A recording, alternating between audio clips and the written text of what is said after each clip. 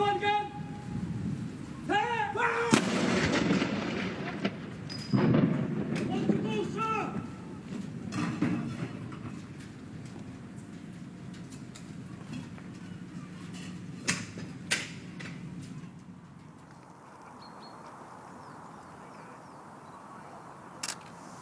Number 2, load.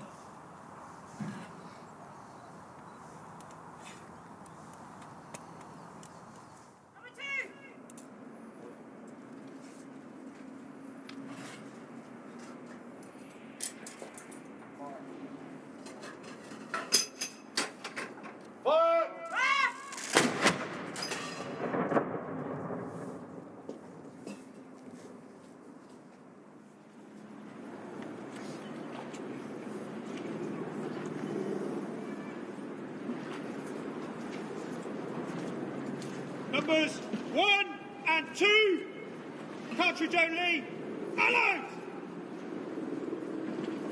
Number 1, make safe. Number 1, cartridge only, unload.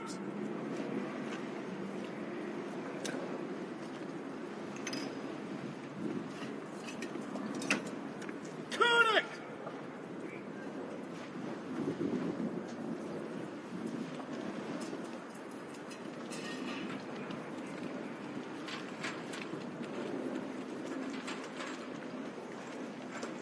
Report, guns empty. 1 and 2. Moving.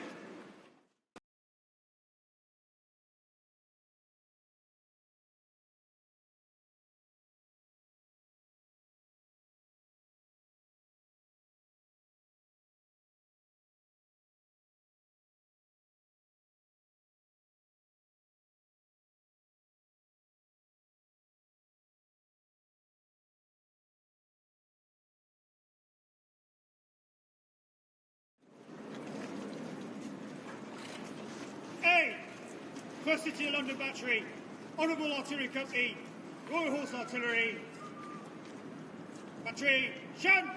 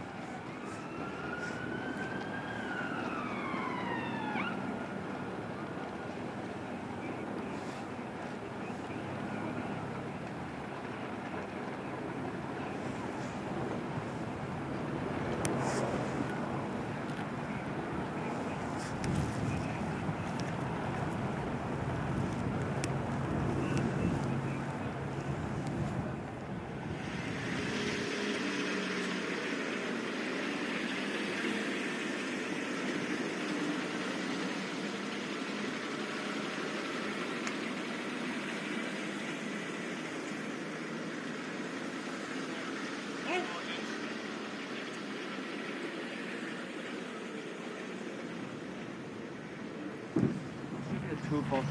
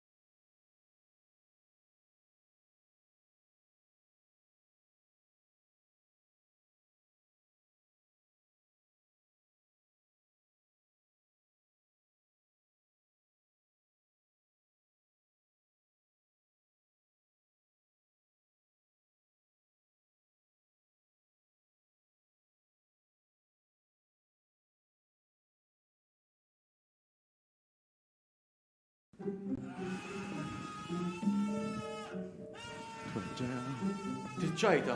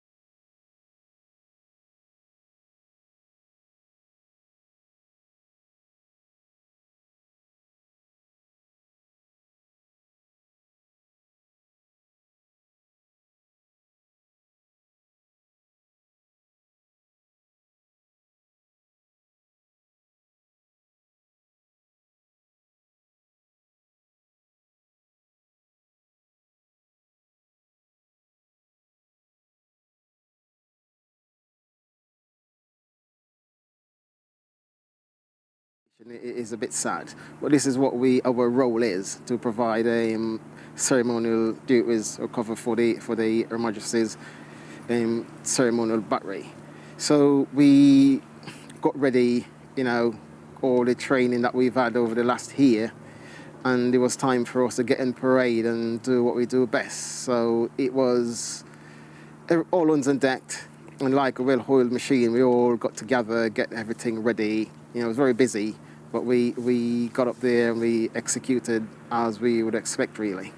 Sergeant Major Morris, thank you for sharing your thoughts with us. I know you managed to execute it to perfection today, and that was exactly what they'd planned for so long. It meant an awful lot to this particular troop, with all of their closeness and their connections to the royal family, a troop that was formed in 1946 by the Queen's father, wanting to send off her late husband in some style. Rachel Younger in Woolwich, thank you. And it really was a well-oiled machine. Well, many of the people who took part in today's gun salutes were reservists. That's those who have careers in both the armed forces and elsewhere. And this was very much the case in Edinburgh, where our Scotland correspondent Peter Smith was watching. And Peter, those reservists do devote themselves, don't they, often to two very separate, very different careers. Indeed, and I mean, we've said earlier, this is an operation that has to be conducted with military precision, and the person who was making sure that these shots were fired on the minute, every minute today, was Bombardier Jenny Finlay. She's an NHS worker in Glasgow.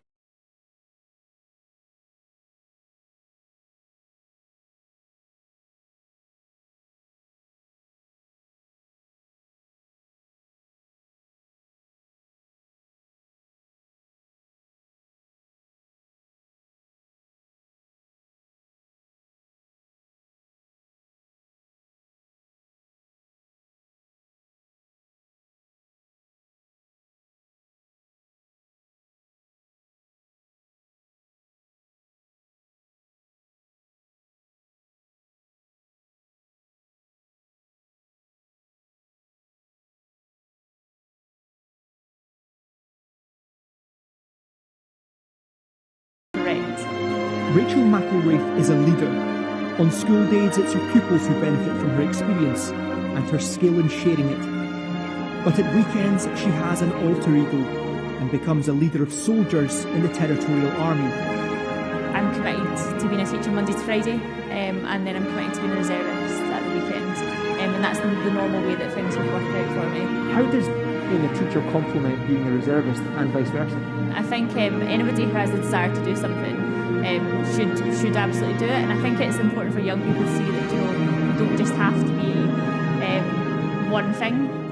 And so when Rachel leaves the schoolroom behind, it's on to her second job, which she sees as equally important to the future of her country. She transforms into a troop commander in the Royal Regiment of Artillery. Well, we'll be back and live it was at Windsor her Castle with all-reservist unit that fired coverage the gun salute for the Duke of Edinburgh at Edinburgh Castle today. So of course, we've got a really close connection with the Queen being the Captain General of the Royal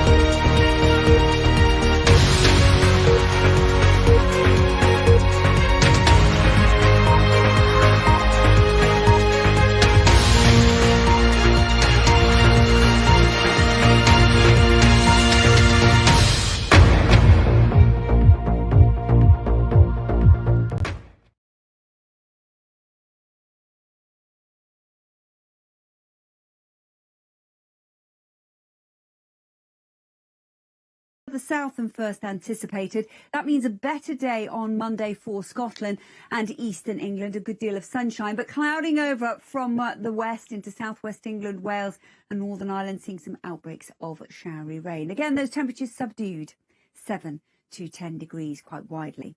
Now, as we move out of Monday into Tuesday and for the rest of the week, there are indications that something a little less cold starts to develop, and we could see temperatures returning back to where they should be for this time of year, and it stays relatively dry across the country.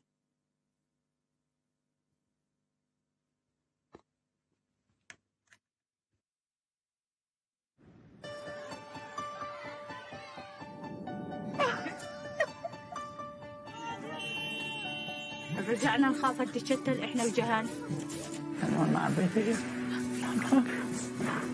Antes éramos ricos y no lo sabíamos. Teníamos de todo y ahora no. Я бы ни за что это не пережила, лучше жила с руками и не имела эту известность, но... I think it's different than other protests before. The thing that I didn't want to believe is that the value of a woman will always be less than that of a man. Our World is a unique series of films on the BBC, offering personal insights into global events. I don't think I can do this. I think this is just too dangerous. Our World, stories that speak for themselves.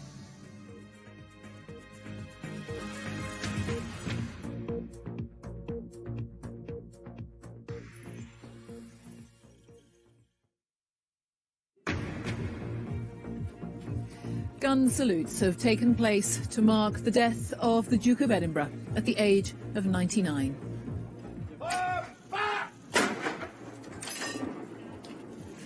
They took place across the United Kingdom to mark an extraordinary life of duty and service. Prince Philip was by the Queen's side for more than 70 years. The royal family is mourning the loss of a beloved husband and father. If you were having problems, you could always go to him and know that he would listen and try to help.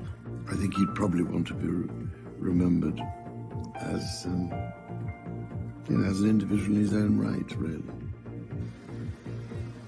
The Earl and Countess of Wessex visited Windsor Castle this morning. Details about the Duke's funeral are due to be released later today, as tributes are paid here in Windsor, across the country and around the world. Prince Philip will be remembered as one of the first people in the public eye to champion the cause of conservation. And will be reflecting on his love of sport.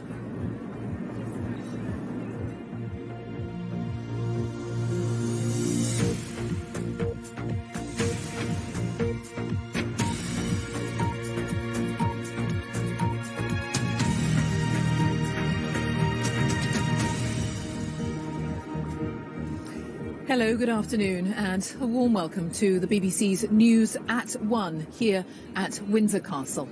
Gun salutes have taken place to mark the death of the Duke of Edinburgh. They were held across the UK, in Gibraltar and from Navy warships at sea. At midday, batteries fired 41 rounds, one every minute. Prince Philip, who died yesterday at the age of 99, served as a naval officer during the Second World War and held the office of Lord High Admiral. Later today, details of the Duke's funeral are expected to be announced. Our royal correspondent Nicholas Witchell has this report.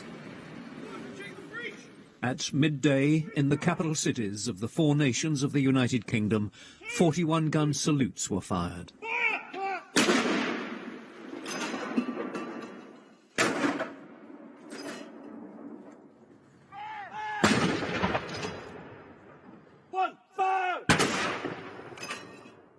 And for a man who served in the Royal Navy in the Second World War and later, guns were fired in the Royal Naval Base in Portsmouth and in Gibraltar, home to the Royal Navy's Gibraltar Squadron.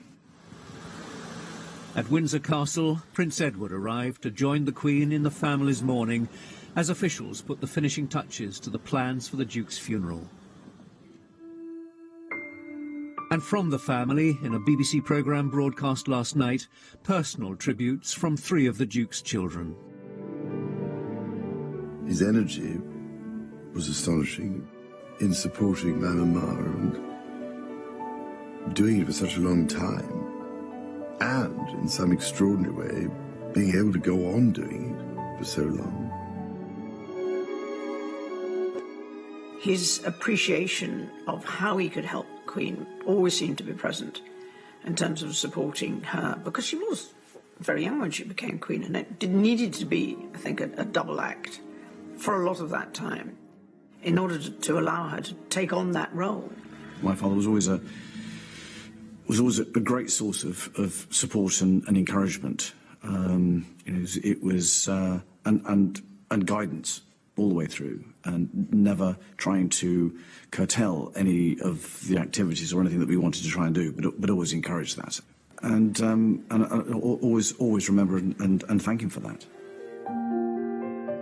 Well, you know, he didn't suffer fools gladly, and so you had to. So if you said anything, you know, that was in any way ambiguous, he'd say, "Well, make up your mind," you know. So perhaps it made one choose your words carefully, if you know what I mean. He was very good at showing you how to do things and instruct you in various things. I think I will best remember him as always being there and a person you could bounce off ideas, but if you were having problems, you could always go to him and know that he would listen and try to help. What he's done has amounted to an astonishing achievement, I think. The Duke's funeral is expected to take place at St George's Chapel inside Windsor Castle, the setting so often for royal weddings, but in a week's time it will be where the Queen and the Duke's immediate family say their final farewells. The service will be in strict compliance with COVID regulations. From Windsor Castle, a short time ago, the Earl and Countess of Wessex departed after seeing the Queen. She, the Countess, said, is being amazing. And our royal correspondent, Sarah Campbell, has been with me throughout the day here at Windsor Castle. And what more might we expect over the course of the day, Sarah? Well, of course, it's now just over 24 hours since the announcement was made that the Duke of Edinburgh had passed away here at Windsor Castle. And over the coming days, this really is where the focus will continue to be. Due to the pandemic, of course, people are being asked not to gather at royal residences. But look around here. I mean, clearly people are. People are feeling compelled to come and share tributes, share messages.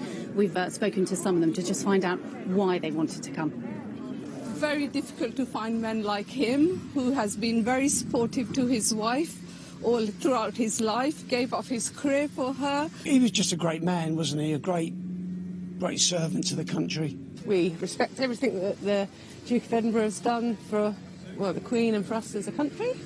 And we just want to show our support to the royal family, really. So the flowers that were left outside Cambridge Gate yesterday were all taken inside the grounds of Windsor Castle yesterday evening, and my understanding is the same thing will happen again this evening. There is an online book of condolence which is now live on the royal website, and the hope is that people, rather than travelling and leaving messages physically, they will leave those messages of support on that online website. Now, of course, we all know that over the past year, COVID has affected the ability of all families to properly mourn their lost loved ones, and Prince Philip is going to be no exception, and we are waiting to hear the details of his funeral, which are due to be approved by the Queen and which we expect to be made public this afternoon. Clearly, any thoughts of a large-scale funeral procession at which crowds would want to come and be a part of simply won't happen due to the COVID pandemic, and we expect further details, as I say, this afternoon. All right, Sarah, thank you very much for now. Sarah Campbell, our royal correspondent. Well, tributes to the Duke of Edinburgh have continued to pour in from around the world. As Australians woke on Saturday to the news of Prince Philip's death, the Prime Minister Scott Morrison said his life had been one of duty, service, loyalty and honour. Our Sydney correspondent, Shaima Khalil, sent this report. honouring a life of duty and service. A sign of respect for a man who for decades has had a long and enduring relationship with this country. The Prime Minister paid tribute to the Duke of Edinburgh, whose presence, he said, was a reminder of the stability needed in a world that can often be uncertain. Memories of him will, of course, tell stories of his candour and a unique and forceful and authentic personality. But above all, he was a man who was steadfast, who could be relied upon, always standing by his Queen. Prince Philip's military services first brought him here in 1940. But it was in 1954 that he arrived alongside the newly crowned Queen Elizabeth on an historic visit, the first by a reigning monarch to Australia. Troops and representatives of many Australasian lands. The Duke visited more than 20 times and has fostered a close connection with the country and its people. At times, taking a moment to enjoy the famed Aussie lifestyle. Throughout the decades, Prince Philip was patron to nearly 50 organizations here. But it's his character, his candor, his ability to be himself that have endeared him to so many Australians. More than 700,000 young Australians have taken part in the Duke of Edinburgh's award scheme. Sarah Yoko started when she was 16. I don't think I would have been able to actually participate in community events or participate in physical activity and learn these new skills that I got to learn without the award kind of pushing me to do that. The Duke of Edinburgh has always been warmly welcomed here, and he'll be fondly remembered by the politicians and the public alike. Well, we stay with reaction from around the world. It was at the Treetops Hotel in Kenya that Prince Philip and then Princess Elizabeth were when she became Queen on the night that King George VI died. At Treetops now is our Africa correspondent, Catherine Biarunga. Catherine. Hi, good afternoon, Jane. And I'm speaking to you from the Aberdares in Kenya. And this region is often described as the Scotland of Kenya. And as you can see, it's just about to start pouring down with rain.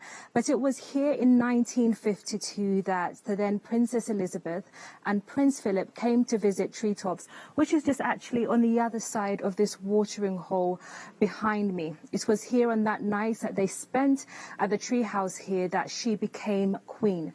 And Prince Philip was actually the one who had to break the news to her that her beloved father, who had been ill for a long time, had actually died, and that she had now become the monarch. Now, this was an event that transformed both their lives, including Prince Philip, because he now had to take on a role supporting his wife. And over the decades, we've seen him making a significant impact on the continent. And we've had some of the leaders in this region speaking out after his death. The president of Kenya described him as a symbol for family values and a global unifying force. And right now today, there are thousands of young people who have been impacted by the work that was done through the Duke of Edinburgh International Award. And today there are around 400,000 young people who are carrying out various activities, from entrepreneurship to community work. And one thing that was very important to him was giving people the skills they needed to be able to create jobs. Now, this is a very important thing on the continent because we have high youth unemployment rates. So a lot of people today are saying that this is probably going to be one of the biggest impacts that he's had in this region through the Duke of Edinburgh International Award.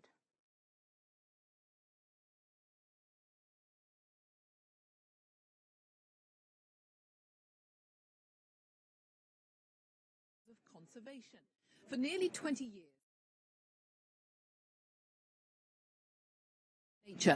And after stepping down from that role, he remained an active campaigner, as our science and environment editor David Shookman reports. Nature was one of Prince Philip's great loves, and the need to conserve it became a lifelong passion. He fought not just for endangered species, but for the whole of the natural world. We depend on being part of the web of life, We depend on every other living thing on this planet, just as much as they depend on us. From his earliest official visits around the globe, this one to Antarctica, wildlife was always a theme. He used his position to inspire younger generations. In this lecture for 2,000 children, many of the pictures were his. I don't think I'll tell you which are mine,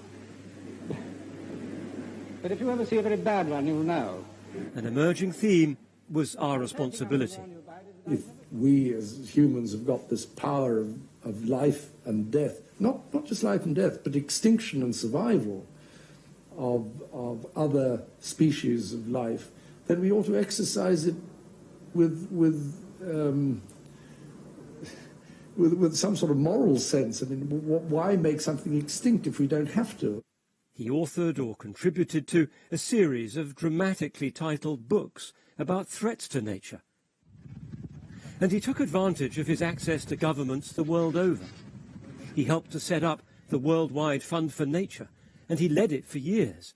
On a visit to the pandas in China, he highlighted the need to save them and their habitats. And he went live on television with David Attenborough to make that point. The panda range has been squeezed between mountains on one side and human encroachment on the other. His importance to conservation worldwide has been absolutely huge. You can go anywhere in the world, and he will know where you have to make the connection, where you have to put the pressure, what you have to do. And he's very practical in those terms. But he didn't always help himself. There was the tiger. In the 60s, he joined tiger hunts, and he once shot a tiger in India. This image was to remain controversial. It was later said that tigers weren't considered endangered back then. But Prince Philip did have his own distinct views. He supported fox hunting and the shooting of game birds, which set him at odds with many environmentalists. There is an advantage in people wanting to shoot, because if you have a game species, you want it to survive because you want to have some more next year. It's exactly like a farmer. You want to crop it. You don't want to exterminate it. So this was a man with his own brand of environmental concern, and he did not like being labelled. Would you describe yourself as a green? As green? No. Why not? Well, because I think that there's a difference between being concerned for the conservation of nature and being a bunny hugger. When I was president of WWF, I got more letters about people, the way animals were treated in zoos, than about any concern for the survival of a species. But people can't get their heads around the idea of a species surviving. And as far back as 1970, with a young Prince Charles by his side, he was typically forthright about the need to be realistic in the fight for nature. After all, even naturalists drive cars occasionally. And having accepted that, we must go a step further and recognize that compromises have to be reached. Disagreement is inevitable, but the groups must go on meeting, because we have simply got to hammer out answers to problems which are going to affect all life in these islands for generations to come. In many ways, Prince Philip was ahead of his time, using his fame as a royal to raise awareness of conservation. An early environmentalist who did not want to be called that, a unique campaigner for a cause that's ever more relevant. Well, we will reflect further in just a moment on the Duke of Edinburgh's life, but for now, just take a brief look as well at some of the day's other main news. And two men are appearing in court in Belfast, charged with rioting after a further night of violence in Northern Ireland. Police were pelted with stones, bottles and petrol bombs. Loyalist groups had urged their supporters to stay at home following the death of Prince Philip. A friend of David Cameron has said the former Prime Minister now believes he should have put his request for funding for Greensill Capital in writing. Mr Cameron texted the Chancellor Rishi Sunak last year in an attempt to help the now collapsed financial firm get access to coronavirus loans. His friend has insisted, though, that no rules have been broken. Brazil's President Jair Bolsonaro has accused a Supreme Court judge in the country of judicial activism after he ordered an inquiry into the country's handling of the coronavirus pandemic. Mr. Bolsonaro's response to COVID has been criticised as shambolic because of his opposition to lockdowns, mask wearing and vaccines. Now let's return to our coverage of the life of the Duke of Edinburgh, and his sporting activities provided him with a welcome opportunity to get away from formal.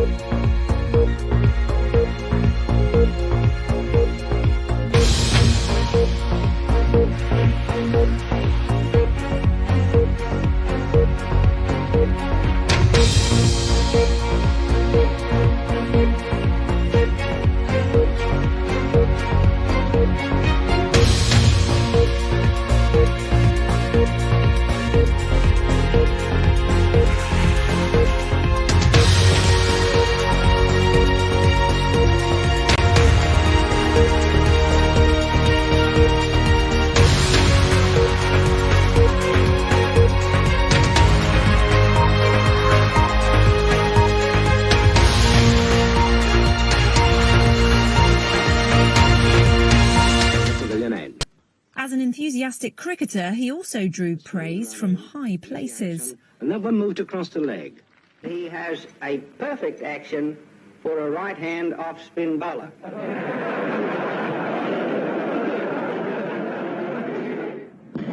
But what you might not know is just how the playing fields around us are a huge part of his legacy. While councils were busy selling them off, his tireless fundraising campaign led to thousands of UK sites being saved.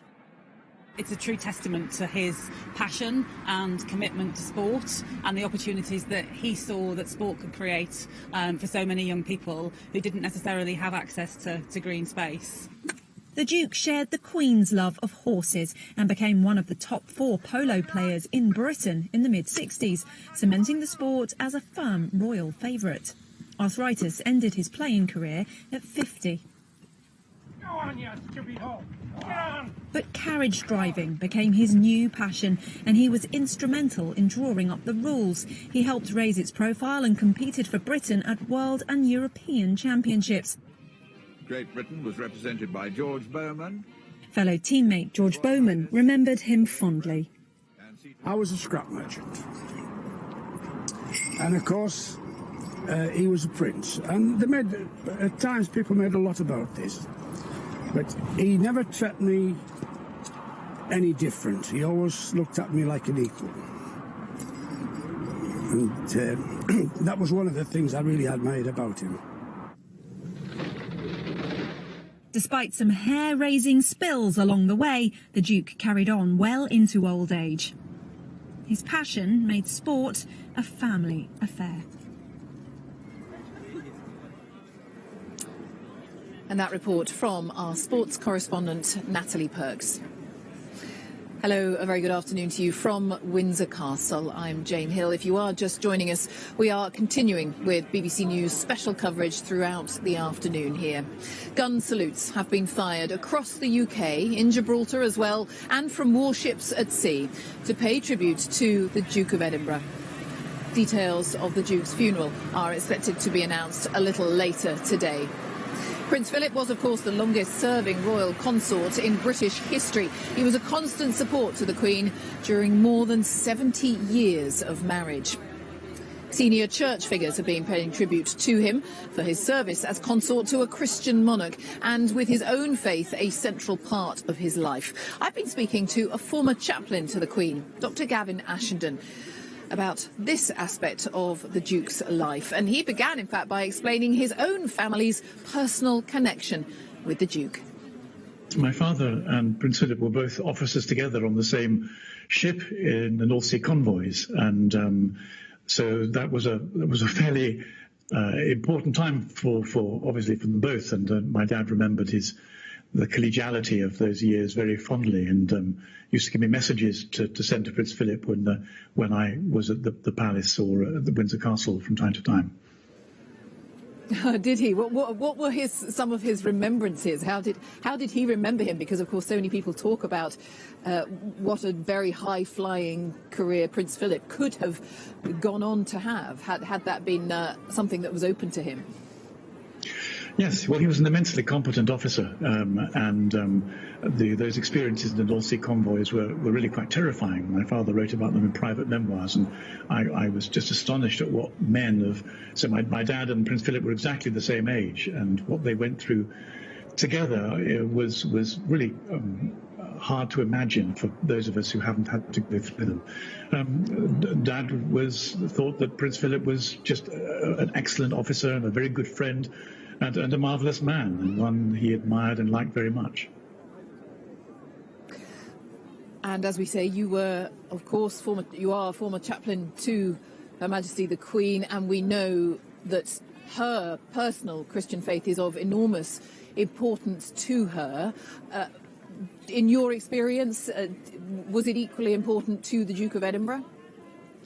Yes, it was. I think, although expressed more privately, I mean, he was, as you've heard a lot of people say, a very private person in lots of ways. I mean, not many people know that the two most important women in his life were profoundly influenced by the Christian faith. So his mother became a Greek Orthodox nun at the end of her life. She gave away all her belongings, albeit quite an eccentric one. She chain-smoked and played canasta. There weren't many nuns like her.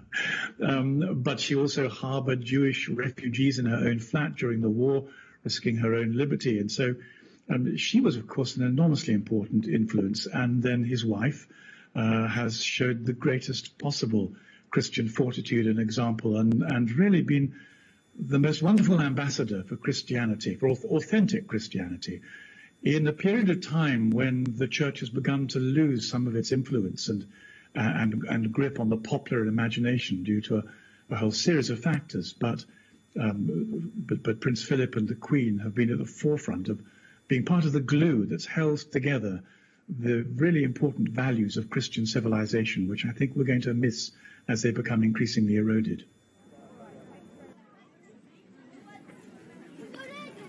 Former chaplain to the Queen, Dr. Gavin Essendon there, speaking to me just a little earlier here on BBC News about the importance of the Queen and the Duke of Edinburgh's Christian faith, and talking about his own family connections as well. Well, as we were saying, at midday today, gun salutes were fired across the UK, in Gibraltar, and from warships at sea to pay tribute to the Duke of Edinburgh. Let's take a moment to discuss the importance and the symbolism, really, of a gun salute. I'm joined by Lieutenant Colonel David Luck, who is from the ceremonial events team at the Ministry of Defence. Thank you for joining us. Talk us through, in layman's terms, if that's possible, what that essentially means, why it stands out as a mark of tribute. Good afternoon, Jane. Well, essentially, a gun salute is an honour. It is a salute, as it says, and it's the way in which traditionally it has become the mark of respect from the armed forces on these tremendous important occasions.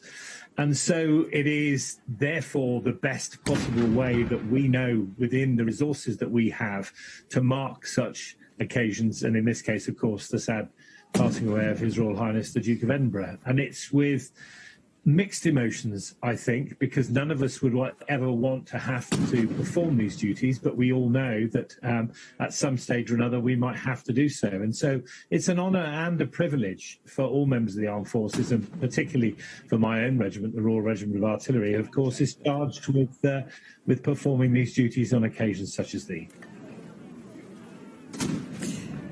And the Duke, as we have reflected, of course, had a very distinguished naval career in his younger days, and that connection with the armed forces generally is there throughout his life, as it is for so many members of the royal family.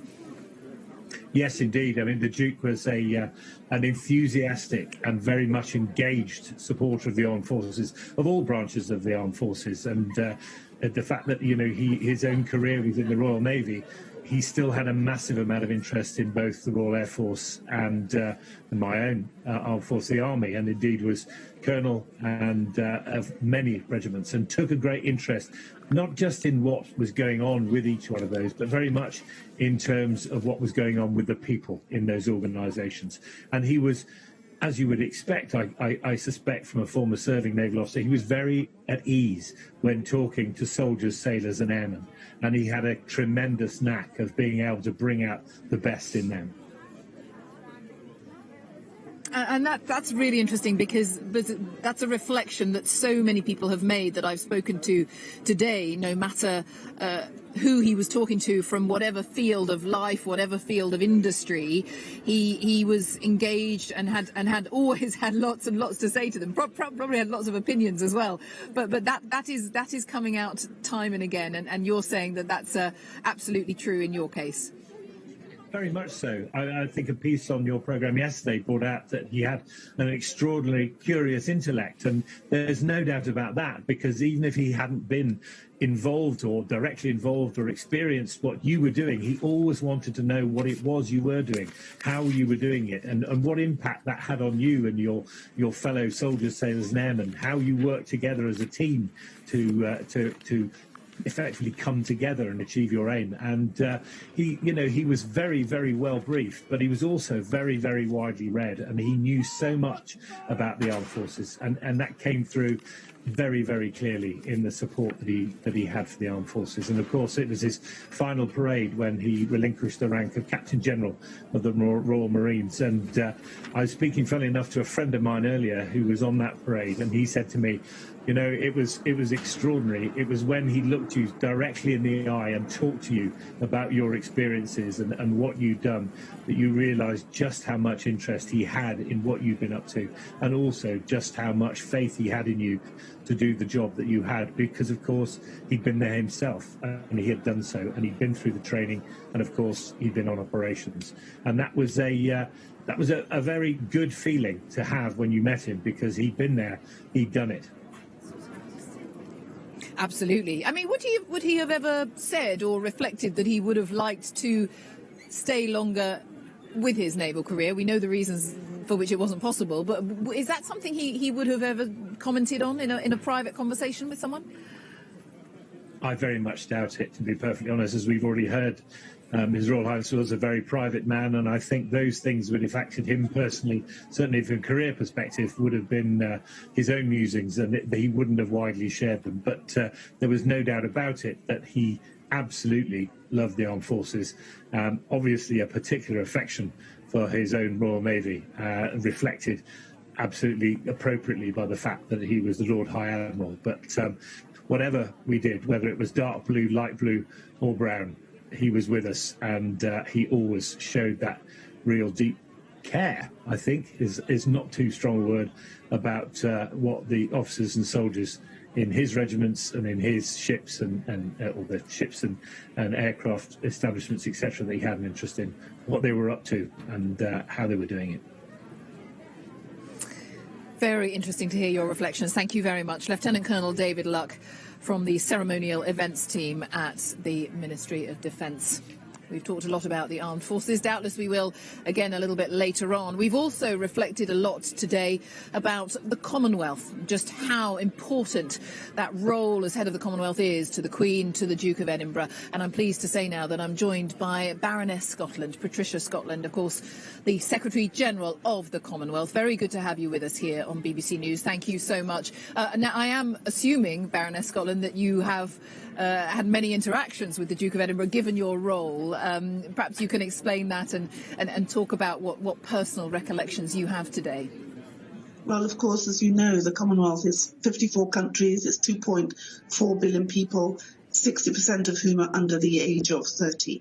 And His Royal Highness was absolutely dedicated to all of those 54 countries, and particularly to those 60% of the Commonwealth who was under the age of 30. His devotion to Her Majesty was always clear, but also his devotion to the future and making sure that there was a good future for the young people. And you see that particularly poignantly in the dedicated work that he undertook in relation to those young people through the Duke of Edinburgh Awards. If you remember, when this was created, it was extraordinarily new and avant-garde, to have a member of the royal family invest so directly and so personally into the future of young people, many of whom were very, very disadvantaged, many of whom had never had an opportunity to have this sort of experience. And so I saw from first hand not only the interest that he took in those individuals, but also the joy that he took from their success. And I was the Dominican representative on the ex-service, Commonwealth ex-service Men and Women's League that, of course, he has championed all the way through.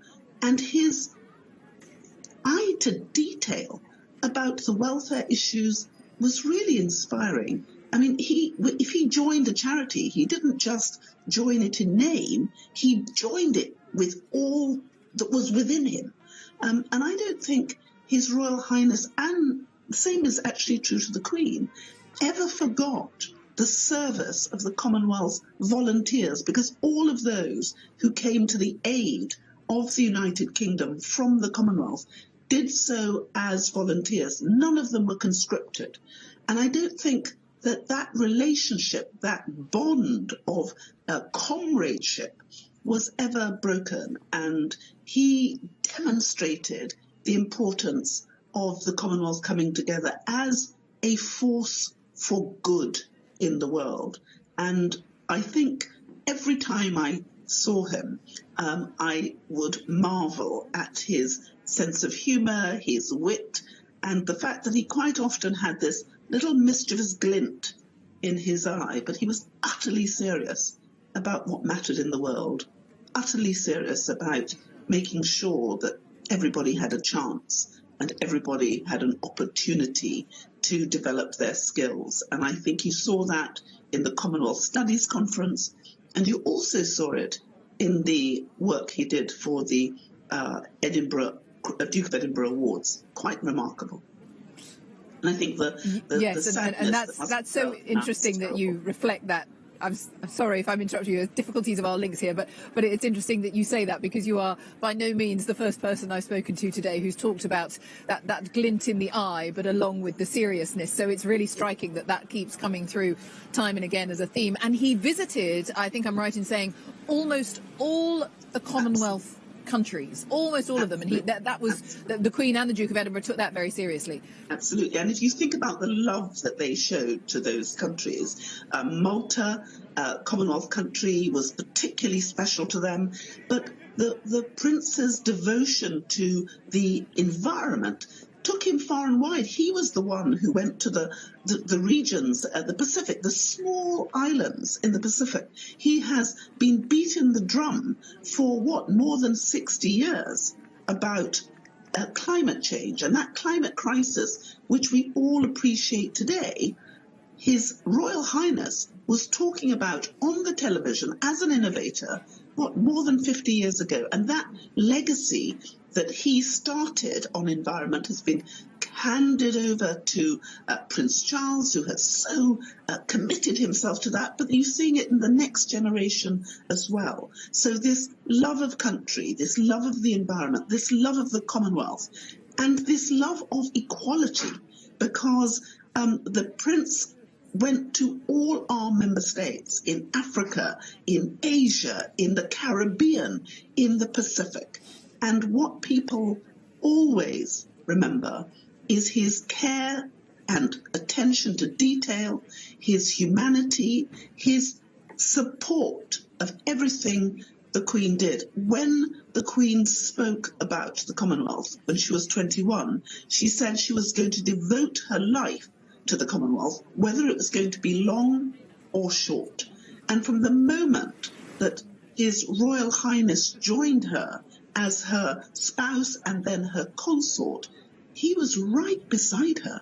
absolutely supporting her in her devotion to the Commonwealth.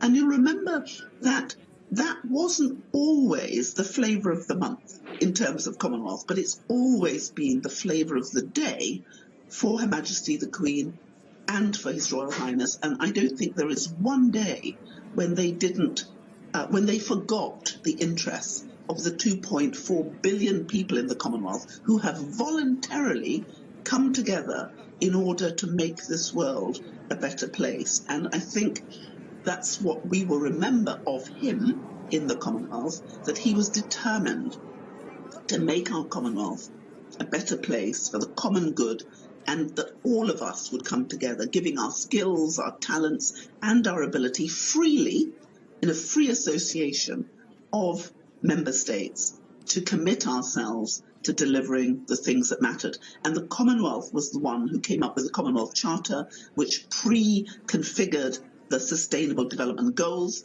We did it in 2013, the rest of the world did it in 2015, and it was the Commonwealth who came up with the formula that actually ended up being adopted at the Paris COP21. And so all of that, if you look at his contribution over 70 years, he never gave up, and he was resilient and committed.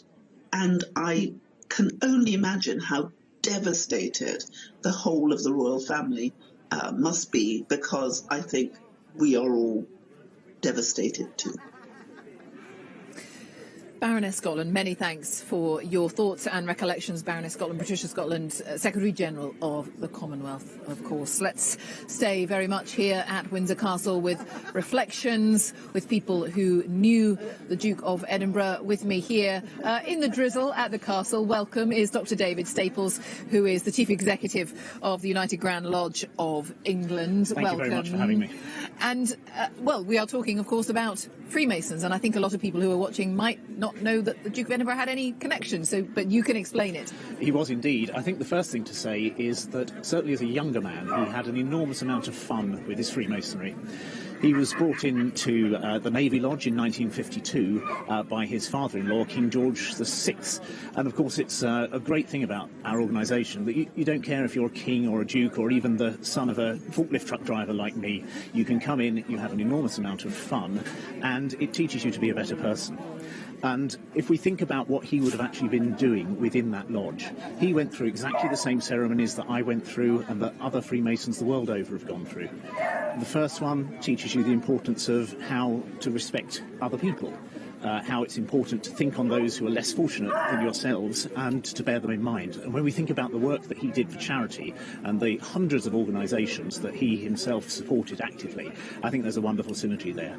And the second degree ceremony teaches you the importance of improving yourself through education. And you look at his Duke of Edinburgh's awards and the tens of thousands of young people who have been buoyed up by that, who've gained in self-confidence by that, who have grown into bigger, better people by that. It's again, an enormous synergy between the values that were so clear to him and so important to us. And is it something that he came to because he actively sought that out? It's something he wanted to join? Is it something that came from his time in the Navy? Where did that inclination to be part of that come from, do you think? I imagine his father-in-law tapped him on the shoulder and said, this is something that you should be doing. It's a good thing to do. And the final lesson that you learn in Freemasonry, which I think is very pertinent indeed, make the most of your one life. That we have a wonderful phrase in our ceremonies, which is live respected and die regretted. And I think anybody that knew him would realise that he certainly managed that. And what a wonderfully long life, 99 years, richly lived. Are there stories of his time there? I ask that because I've spoken to so many people today who've reflected on his great knowledge and his great interest in things and his great interest in people when he met them, but also a sense of fun, actually, that perhaps didn't always get seen in general public. Are there stories that touch on that? I think that's right. I mean, it's interesting to note that he went through his 3 degrees, but he never progressed further within our organisation. I think he saw it very much as a release when he was within the lodge room. He was there with friends. He could enjoy himself. He could relax. And I think that's true of anybody. Thank you so much for being with us. Thank you. All the best to you, Dr. David Staples, CEO of the United Grand Lodge of England. Very many thanks for your time this afternoon. Well, Prince Philip, on occasion, allowed television crews access to the inner workings of royal life to show the public another side of his family. And one of those documentary makers is Robert Hardman. He toured Windsor Castle here with Prince Philip for a series that was made for BBC One, The Queen's Castle. He's also a royal commentator for the Daily Mail and a biographer. I spoke to him a little earlier on today, and he said that the Queen is, of course, at the forefront of everyone's minds today. First and foremost, our thoughts are with the Queen. Theirs has been the longest royal marriage in history. I mean, we're living through the reign of one of the greats, the longest lived monarch that we've ever had. And as she herself has said, so much about everything that she's achieved, she's done thanks to having him there as well. He was the longest serving consort in history, and I was lucky enough as a royal correspondent to go all over the world and watch some of these historic state visits. I mean, this is the most widely travelled monarch in history, the first monarch to go to places like Russia and China, behind the old Iron Curtain, all over the world, and wherever she went, he went, and often the Duke would go when the Queen couldn't go. I mean, when she was a young mother, she couldn't go, for example. She didn't have the time, and she had young children. She couldn't sail around the world to open the 1956 Olympics in Melbourne. So she sent the Duke. I mean, he's the only member of the royal family to visit the tiniest outcrop of the Commonwealth of the old British Empire, Pitcairn Island. Had one royal visit. That was the Duke of Edinburgh. He's been to Antarctica. I mean, all these places, but it's always been to represent the Queen. And his whole life is, whenever you talk to his staff, they always said, rule number one, duty number one, support the Queen. So whatever he was doing was primarily in support of her. So yes, as you say, she wakes up today, she's missing this titanic figure who's just been part of her life, of the monarchy's life, and of the life of the nation and the Commonwealth. I mean, it's really nice actually today and yesterday just to see these the level of international tributes coming forth, genuine tributes from people really who have all over the world been touched by the umpteen things that the Duke was responsible for, whether it's the environment or the Duke of Edinburgh's award scheme, so many Commonwealth charities, the armed forces. His legacy is colossal. And I do want to ask you, of course, about your personal reflections as someone who spent time with him, and it's so striking to hear people remembering his humour, people reflecting on the fact that perhaps that cheekiness, the humour, perhaps didn't necessarily always come across in real life, or it came across in ways that we know and get portrayed as gaffes. But I'm interested in how you found him, in essence, working alongside him. Well, you've certainly had to have done your homework. I mean, here is someone who, to coin the phrase, did not suffer fools gladly. And, occasionally I did find myself asking what he would call a damn fool question. But with good reason. But people talk about they talk about occasionally his brusqueness, or his arrogance or whatever. I mean, he was fundamentally a kind man. He would walk into a room, he'd go into a situation, it was a stiff, tense situation with most royal engagement time. He wanted to break the ice, to make people relax a little, and he did that with humour. And as he himself once said, if you try and break the ice, occasionally you go through it. And from time to time that happened, but most of the time he was, people always, whenever you saw him in a room, you might be in some big royal reception, you just hear in one corner, you hear gales of laughter, and you thought, okay, the Duke's over there, because that was his way. And I was lucky enough to spend some time with him in the castle just behind you there, Jane. And after the fire of 1992, it was the Duke who led the restoration. I mean, it was a very very difficult period for the monarchy, and this wonderful 1,000-year-old castle,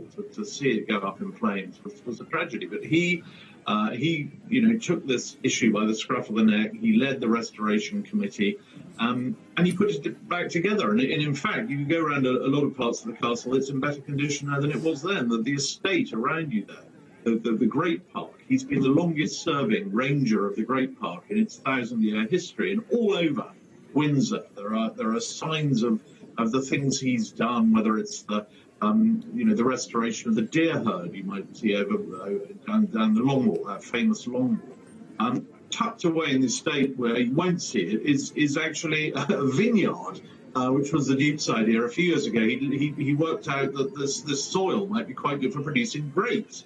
And lo and behold, Windsor Castle sparkling wine is now so good that the Queen has been serving it at state banquets to world leaders. I mean, the level and the degree of the span of his interest is extraordinary. But I think it's on the global stage for those organisations like the Duke of Edinburgh's award scheme, the World Wildlife Fund, a pioneering organisation that paved the way for so many other environmental groups to follow. Those sort of things. That's a legacy that we'll be talking about, for many, many years to come. Robert Hardman, the biographer and author, speaking to me just a couple of hours ago. Well, the Duke of Edinburgh had an obvious personal and close association with Scotland, dating back a long time, of course, back to his school days at Gordonston in the 1930s. He and the Queen have enjoyed holidays with family at Balmoral every autumn for many decades, as Glenn Campbell now reports. At Holyrood Palace, the lion rampant is lowered, as the city that has long shared its name with the Duke of Edinburgh takes in the news, posted on the palace gates, that His Royal Highness has died, 2 months short of his 100th birthday. I do feel incredibly sad. I think it would be a great loss, and he was a real character. The Prince has been around for 99 years and has been at the Queen's side the entire time. So it's a huge loss to the country, especially given his long service. In Ballater on Royal Deeside, some remember a prince they met in person. We're walking in Ballacooey Forest, and this black Range Rover came up, and the Duke got out and was fixing something at the side of the road. He must have been 94. A character that we can all identify with. Yeah, sad. And I feel so sorry for the dear Queen. From his school days to big national moments like the opening of the Scottish Parliament, the Duke of Edinburgh's association with Scotland was lifelong. The royal couple were regular attenders of the Highland Games when they summered at Balmoral. I think Prince Philip loved Aberdeenshire because of the peace and quiet, and indeed the outdoors. A man who was an accomplished sportsman. He loved attending the Braemar Gathering, the Ballater Games. I think he loved the competitive nature of Highland Games. In Glasgow, more memories and reflections. Absolutely gutted. I honestly thought that he was going to get to the 100. I think a lot of people actually wished that he was going to get to that 100, and gutted for the Queen. I did the Duke of Edinburgh award scheme, and that is something very positive he's gave to the community. And from Inverness, you kind of felt that it was coming, but it was still a bit of a shock at the same time when you heard about it. Yeah, it was just like a shame you didn't make it to like 100. Like, it was so close to like his 100th, and he was like a pillar of like the royal family and like quite an icon. More tributes will be paid at Holyrood on Monday when Parliament is recalled to remember a remarkable prince. Glenn Campbell, Edinburgh. Well, really very busy here at Windsor Castle now. People coming all the time just to be around the castle, some of them bringing flowers, and a very, very busy time here for the last few hours in particular. And we know, of course, that Prince Edward and his wife, Sophie Wessex, arrived a little earlier on today. And Sophie Wessex there just spoke briefly to the many people who were along the road there and just spotted them, saw at the last minute that it was indeed the royal couple, the Duke's youngest son, of course, and his wife.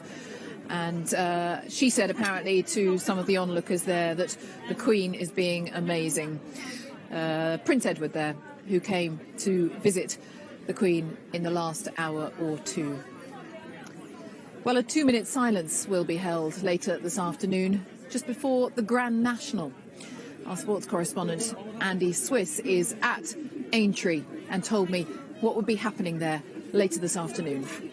It's really a chance for racing to pay its respects here today at Aintree. Prince Philip was an honorary member of the Jockey Club, and before racing started here yesterday there was a 2-minute silence, and the same will happen again today before racing gets underway at around about 1:30. Again, the course will fall silent. All the flags around the course are at half-mast, and the jockeys are also being invited to wear black armbands. It is already a very subdued atmosphere to what we would normally expect at a Grand National, not least, of course, because there are no spectators here today. For the first time, the Grand National is taking place behind closed doors. And, of course, across the sporting world, there will be tributes to Prince Philip here today. There'll be a silence before all the Premier League football matches, also before football matches in Scotland. But here in Aintree, as I say, the Grand National, very much the focus of the sporting world today, and racing will be very keen to pay its respects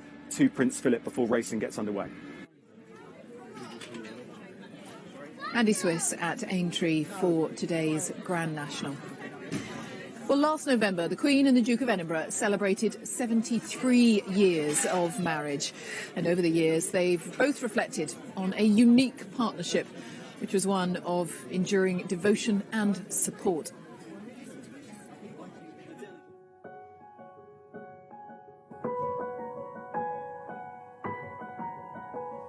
The fact of the matter is that a marriage involves two partners. When there's lots to do, time seems to fly. And it appears to us, at least, that we've been fairly busy over the last 50 years. And the time has, of course, flashed past. Until, that is, you start looking back and try to recall what things were like 50 years ago. And you begin to realize how much has changed. In the autumn of 1947, we got married.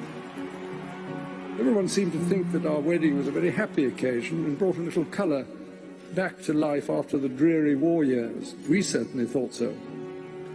We were then fortunate to enjoy 5 happy years of fairly conventional married life, and that included 2 years with a home of our own in Malta while I was in the Navy. Of course, this period came to an abrupt end when the Queen had the melancholy duty of succeeding her father after his premature death in 1952.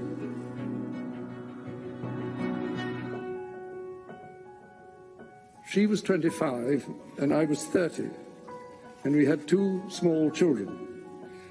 And life, as you can imagine, changed dramatically in many ways, but it had much less effect on our married life than I anticipated.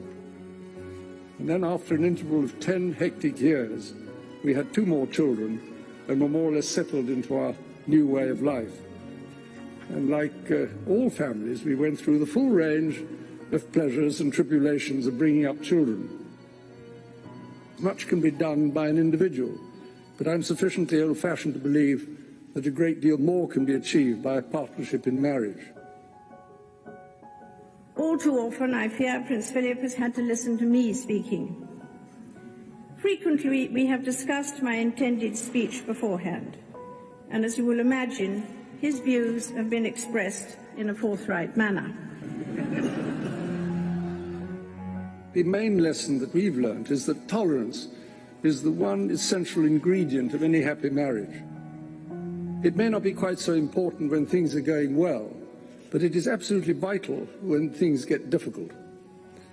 And you can take it from me that the Queen has the quality of tolerance and abundance. He is someone who doesn't take easily to compliments, but he has quite simply been my strength and stay all these years. And I and his whole family, and this and many other countries, owe him a debt greater than he would ever claim, or we shall ever know.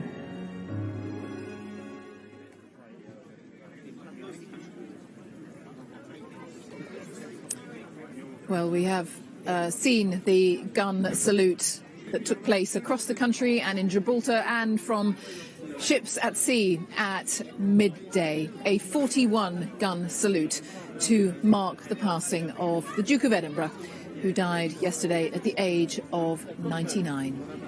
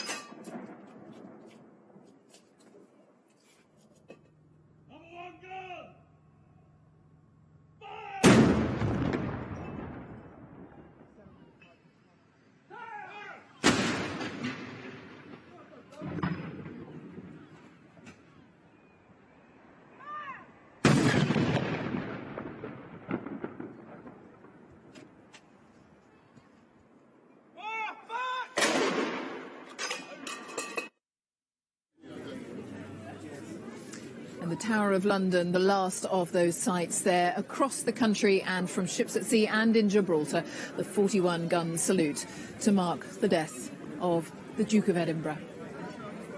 We will have continuing coverage from here at Windsor Castle throughout the day here on BBC News, of course. But for now, we say goodbye to viewers on BBC One. We will stay with reflections on the life of the Duke on BBC News.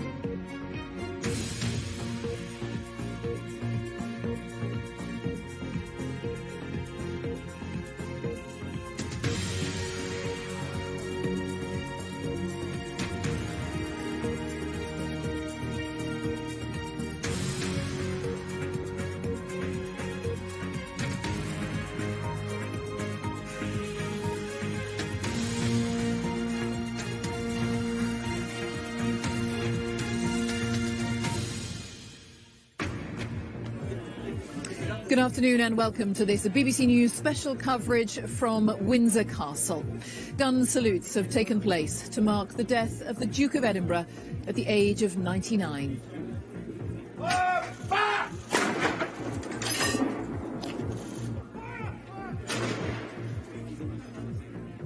They took place across the United Kingdom to mark an extraordinary life of duty and service. Prince Philip was by the Queen's side for more than 70 years. The royal family is mourning the loss of a beloved husband and father. If you were having problems, you could always go to him and know that he would listen and try to help.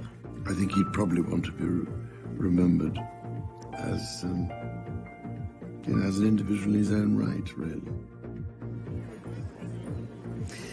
Prince Edward and his wife, the Countess of Wessex, visited the Queen here at Windsor this morning. On leaving, her daughter-in-law said the Queen had been amazing.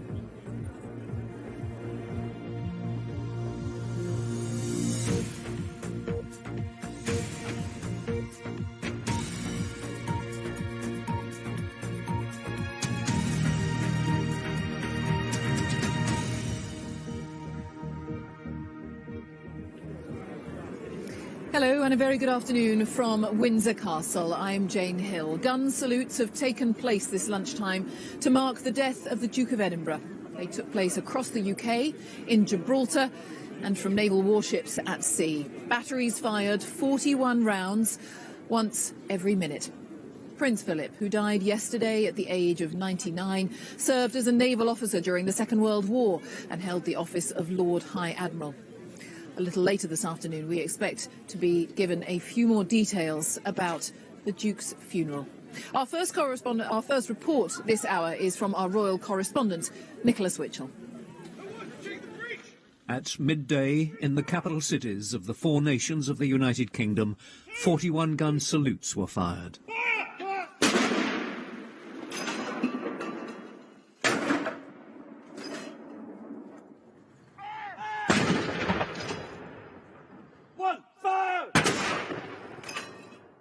And for a man who served in the Royal Navy in the Second World War and later, guns were fired in the Royal Naval Base in Portsmouth and in Gibraltar, home to the Royal Navy's Gibraltar Squadron. At Windsor Castle, Prince Edward arrived to join the Queen in the family's mourning as officials put the finishing touches to the plans for the Duke's funeral. And from the family, in a BBC programme broadcast last night, personal tributes from 3 of the Duke's children. His energy was astonishing in supporting my mama and doing it for such a long time, and in some extraordinary way being able to go on doing it for so long.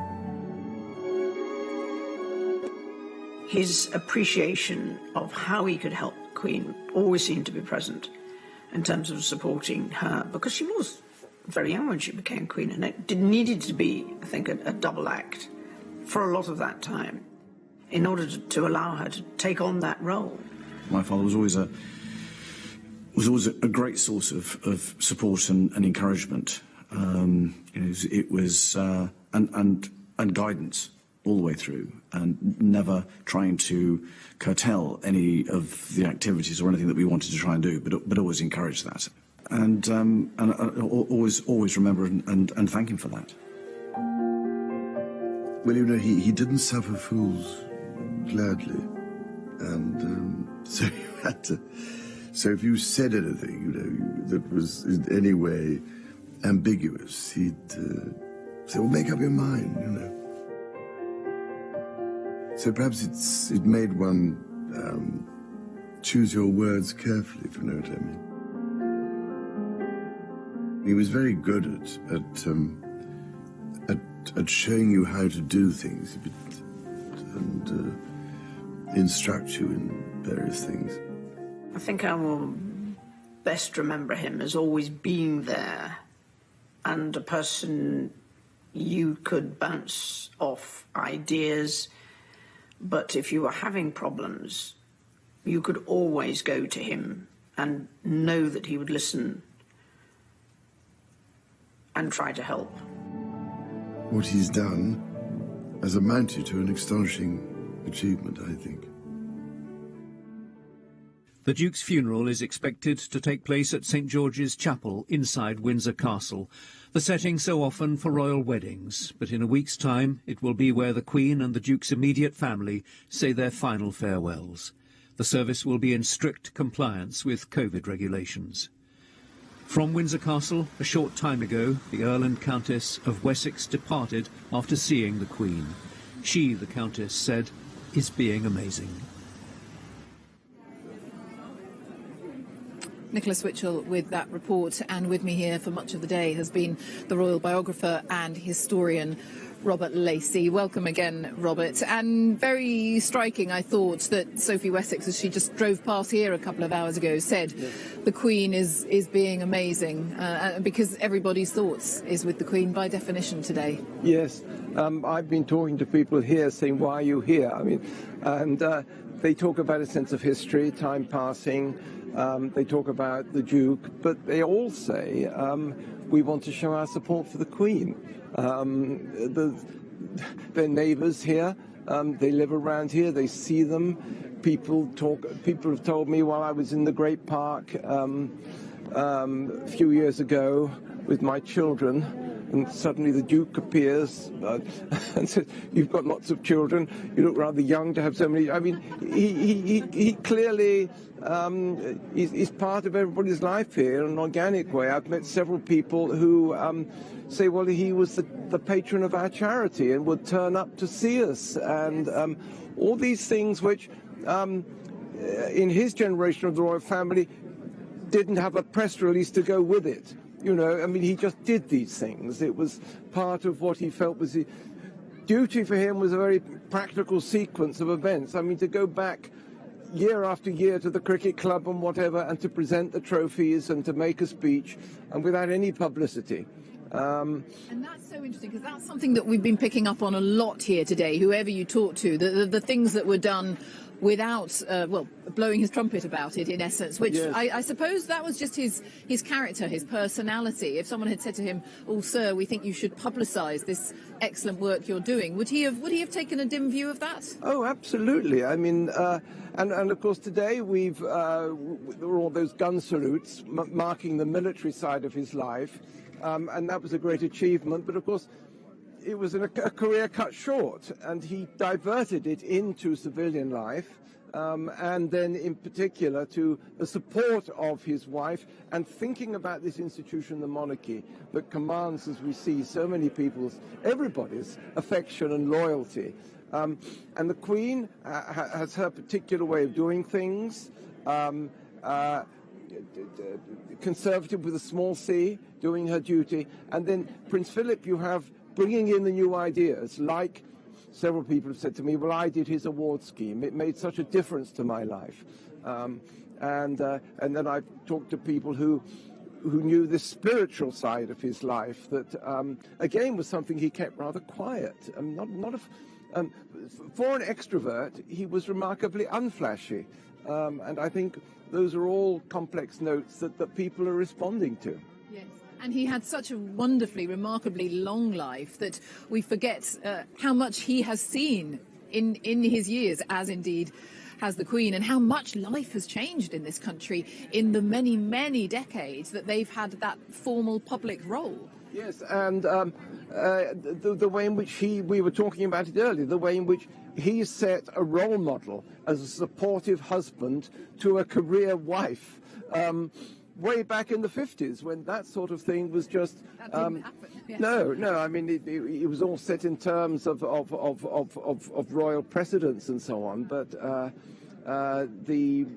also the way that we were talking about earlier, that while he supported his wife, he never intruded, because he wanted her constitutional role to be respected, but he wanted the freedom to do what he liked and to say what he liked. And to pursue the causes that he wanted to pursue. Robert, for now, thank you very much, Robert Lacey. We'll talk more again a little bit later. Thank you. And as we have reflected so many times today, one of the Duke's most famous contributions really to this country was the establishment of the Duke of Edinburgh's Awards. Thousands of people take part in that scheme from more than 130 countries, including people with disabilities or young children with challenging family backgrounds. It really does touch people across the board, and as we say, in many, many different countries. And let's talk about just what that scheme has achieved. One of the members of the Board of Trustees, in fact, I think the chair, is Dame Tanny Gray-Thompson, who I'm pleased to say joins me now. Thank you so much for your time. Have I got that right? Are you the chair of the trustees, Dame Tanny? Yeah, I'm the chair. Yes, I am. And what your reflections then today, because you are someone who must have met the Duke on multiple occasions, just your thoughts on this day, on his passing at the age of 99. It's obviously a very sad time for the family, but it's been incredible in the last day and a half to see how many people's lives have been affected by the audit. 6.7 million young people. At any one time, we've got 490,000 young people taking part. And if you were starting with a blank piece of paper, actually what you would come up with is the award as it is. It's incredible that it's 65 years old. It's about resilience and strength and helping young people to make choices. And that is exactly what the award does. Whoever you talk to, at whatever point they did it, they all have very, very similar experiences of the things that it personally gave them. And when the Duke of Edinburgh was at functions connected with the award, particularly when he was talking to some of the young people who were taking part in it, what struck you about the way he met people, about what he said to people? I'm interested in your personal remembrances of him and everything he'd done to establish that scheme. He was incredibly warm. He he just wanted to get straight to talking to the young people. And obviously there's protocol around any member of the royal family arriving, but he wanted to talk. He spoke to every single young person who was there to receive their award. He spent time with the families. He'd want to know if family members had done the award, if grandparents had done it.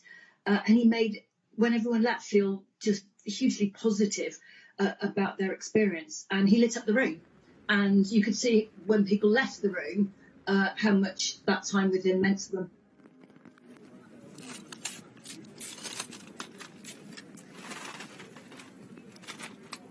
And I'm having slight problems hearing you, Dame Tanny. I'm so sorry, but it's really, really lovely to have those reflections. They're hugely worthwhile. Thank you very much indeed for your time. Thanks for speaking to us on BBC News. Dame Tanny Gray-Thompson, Chair of the Trustees of the Duke of Edinburgh's scheme, talking about the number of young people that have benefited from that, and it runs, of course, in 130 countries. Let's head to Buckingham Palace right now. Our correspondent Tim Muffet is there. Very, very busy here now at Windsor Castle. Tim, bring us up to date with the scene there at the palace. That's right, Jane. But it's fair to say, I think, that were there not a pandemic on, there would be huge crowds here. But palace officials are keen for that not to happen. That said, there is a crowd of, I would say, 200 or 300 people here at the moment, and people have been coming to pay their respects with flowers, with cards and messages of goodwill. There is an orderly queue being organised. People are being kept socially distant and then allowed in front of the palace to lay their flowers and to lay their cards. I've been talking to some of the people in that queue. Well, he's my favourite royal, to be honest. I think that he had a really difficult start to life, and I wanted to pay my respects to him. Well, it's kind of a family tradition. So when a member of the royal family dies, my mum, from a young age, she brought us up for Princess Diana, and so for me, I just wanted to pay respect and pass that down to my children. I just think it's fair to pay respect to, to the institution itself. So obviously to the Queen itself as well, because they've been together for 70 plus years. Really been moved by it. Almost it is. This time, for this human being, he's an incredible human being. And to do that generation, a human being, a male for that generation. He was a good man, and we have to pay respect for him. Really struck by the number of families who are here. A lot of very young children and a lot of parents really keen that younger generation really appreciates what Prince Philip did and the importance his role had. So it's a really calm, peaceful atmosphere. It's very organised, and as I say, there is a queue, but people are being kept socially distanced. They're being allowed in 2 or 3 at a time in front of the palace, and there they can lay their flowers. Of course, there is an online condolence book, and people are really being encouraged to do that if they wish to pay their respects. Absolutely, yes, people being reminded of that. Thank you very much, Tim Muffet there outside Buckingham Palace. Well, it was interesting just chatting to Robert Lacey just a little bit earlier, and he was talking about people who live in and around the Windsor area, people he's been speaking to who are perhaps used to seeing Prince Philip around and for whom Prince Philip was associated with their charity. Well, interestingly, let's talk to someone who's from one of the local sports clubs here, because Prince Philip had a long connection with Windsor Rugby Club, which he used to visit. He was a patron of the club. James Noakes has joined me, and he is from the Windsor Rugby Club. Indeed, as your jacket tells us. James, hello. Thanks for being with us. And so you met him on a number of occasions, I think. I met him twice. He used to come down to the rugby club to, as our patron regularly, to he opened a new clubhouse in 2003. But he used to come down every year in the old days to present a tie to. We have a club within a club. It's like a charitable organisation in the club. That he'd come and present the tie each year, and sometimes stay for dinner, sometimes just hand out the award and just go. But he was when he came down, he thoroughly enjoyed himself. I mean, we've talked a lot about him being a keen sportsman. He was very talented at particular sports. Yeah. Did he really love rugby? Did you get that sense that he knew a bit about it? Yeah, absolutely. He came down. I think he came down with the mini kids on a Sunday at one stage, and always took the time to the kids that were lined up to meet him, listen to their stories, answer their questions, and seemed thoroughly interested. He loved our little club. Whenever he came to us, he had our cufflinks on, our tie, and when we changed design of tie, he turned up with a new design. It's fantastic. That's really really good. interesting, isn't it? Because Yeah. I've spoken to so many people today who say he was engaged. If he met you, he was engaged, and he knew something about you and what your role was. So it sounds, from what you're saying, that it was exactly the same with Windsor Rugby Club. Yeah, there was an occasion our previous chairman wrote to him with a bit of a witty letter, and he said, we're having our last league lunch of the season. Tickets are running out fast. Would you like a couple? And he wrote back and said that'd be delightful, and he came to the lunch. So in all our club tie and everything else. So it's really special to have him. We're very, very proud to have him as our patron since 1952. Yes, and that is such a long association, and that's sad for you and the members. That's incredibly sad. We've had a royal patronage. I believe we're the only rugby club in the world that has a British royal family royal patron. So I think he took it over from King George VI, who started it in 1936. So after his passing, His Royal Highness took it on in 1952 and has been there ever since. So we'd very much like, well, I can't say it's a bit sad occasion, but we'd very much like to keep that tradition going. Yes, of course. Yeah. And on a human level, you can look forward to a few matches now, one hopes, with a little bit of easing up. It's been a tough time for all sports clubs the last year, hasn't it? Yeah, training started. The boys are down there playing touch rugby, all to the COVID secure, whatever they're allowed to do. I think the club are going to be gathering socially distancing on the pitch next week in groups of 6 or 2 households or whatever, getting the whole club down there to raise a can of Old Speckled Hen, which is his tipple. That's what he drank when he was with you. Yeah, that's right, yeah. So, and I think the guys, our current chairman and rugby chairman, are going to be putting a tie on the gate of the castle by the long walk. So, yeah, very proud, very sad, but he's we should be all proud of him. Fantastic. Yeah. Oh, well, James, no, it's lovely to hear those stories. Thank you very much indeed from Windsor Rugby Club. Good to have you with us. Thank you very much indeed. And the Duke of Edinburgh, patron of this local rugby club here in Windsor since 1952. And that is all, I think, for our coverage from here at Windsor Castle for the moment. There is other days' news to hear for a little while, but we will have much more coverage from here over the course of the afternoon. But for right now, here from Windsor Castle, I'll hand you back to Sean in the studio. Jane, thank you very much. Jane Hill there at Windsor, and as Jane says, we'll be returning to Windsor during the course of the afternoon. You're watching BBC News. Let's take a look at some of the other stories this lunchtime. And 2 men are appearing in court in Belfast, charged with rioting after a further night of violence in Northern Ireland. Police were pelted with stones, bottles and petrol bombs in the capital. Loyalist groups had urged their supporters to stay at home following the death of Prince Philip. A friend of David Cameron has said that the former Prime Minister now believes he should have put out his request for funding for Greensill Capital in writing. Mr Cameron had texted the Chancellor Rishi Sunak last year in an attempt to help the now collapsed financial firm get access to coronavirus loans. His friend insisted no rules had been broken. Brazil's President Jair Bolsonaro has accused a Supreme Court judge of judicial activism after he ordered an inquiry into the country's handling of the pandemic. Mr Bolsonaro's response to COVID has been criticised as shambolic due to his opposition to lockdowns, mask wearing and vaccines. I'll be here again with Dateline after the weather, but before we go, tributes to the Duke of Edinburgh continue to be made across the world. As Australians awoke on Saturday to the news of his death, the Prime Minister, Scott Morrison, said his life had been one of duty, service, loyalty and honour. Our Sydney correspondent Shaima Khalil looks back now at the Duke's long association with Australia. Honouring a life of duty and service. A sign of respect for a man who for decades has had a long and enduring relationship with this country. The Prime Minister paid tribute to the Duke of Edinburgh, whose presence, he said, was a reminder of the stability needed in a world that can often be uncertain. Memories of him will, of course, tell stories of his candour and a unique and forceful and authentic personality. But above all, he was a man who was steadfast, who could be relied upon, always standing by his Queen. Prince Philip's military services first brought him here in 1940. But it was in 1954 that he arrived alongside the newly crowned Queen Elizabeth on an historic visit, the first by a reigning monarch to Australia. Troops and representatives of many Australasian lands. The Duke visited more than 20 times and has fostered a close connection with the country and its people. At times, taking a moment to enjoy the famed Aussie lifestyle.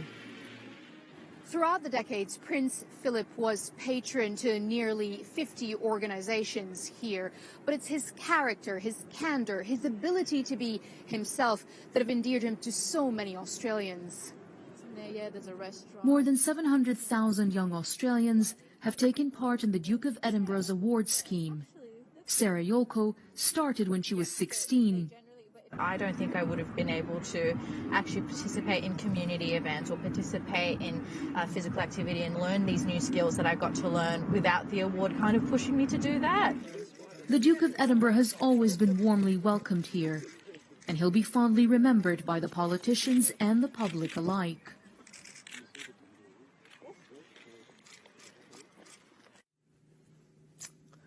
As I say, I'll be back in just a few minutes' time with Dateline, reflecting on the life and career of Prince Philip. First, though, a look at the weather. Here's Louise Leah. Hello there. It was a bitterly cold start for many, with temperatures down as low as -7 degrees. But those clear skies allowed the sunshine to continue through the day. And this afternoon, we have seen some beautiful blue sky and sunshine weather watcher pictures sent in, as you can see, close to the Scottish borders. Now, the cold Arctic air continues to push its way right across the country. This weather front, however, is bringing a change of fortunes down to the south and east. Here we've seen more cloud today. So over the last few hours, if we draw a line from the Bristol Channel over towards the Wash, anywhere south and east of that, that cloud has been thick enough for the odd spot or two of drizzle. And for the rest of the day, those showers will gradually drift their way into the South Midlands, maybe across South Wales and South West England. And the risk of a few isolated showers, and with any elevation this afternoon, some of those showers could contain some sleet and some snow as well. It's a cold afternoon for many, temperatures struggling 4 to 9 degrees quite widely. Overnight tonight, that showery rain will drift its way southwest and then fade away. Clearer skies, that's going to allow those temperatures once again to fall below freezing, particularly in sheltered rural areas of Scotland. It's going to be another bitterly cold start. High pressure does start to build in from the west and keep the quiet story, but a little bit more of a breeze coming in off the North Sea will make it feel cooler, and that could drive in a few wintry showers as we go through the day. But Sunday will be a relatively quiet day. Sunny spells, a few isolated showers, and once again, as the temperatures struggle, some of those showers of hail and sleet. Temperatures down on where they should be for this time of year, 5 to 10 degrees as a maximum. The high pressure sinks its way south and west, and that's going to allow that weather front to push into Northern Ireland and Wales, a little bit further south than first anticipated. That means a better day on Monday for Scotland and eastern England, a good deal of sunshine, but clouding over from the west into southwest England, Wales and Northern Ireland, seeing some outbreaks of showery rain. Again, those temperatures subdued, 7 to 10 degrees quite widely. Now, as we move out of Monday into Tuesday and for the rest of the week, there are indications that something a little less cold starts to develop, and we could see temperatures returning back to where they should be for this time of year, and it stays relatively dry across the country.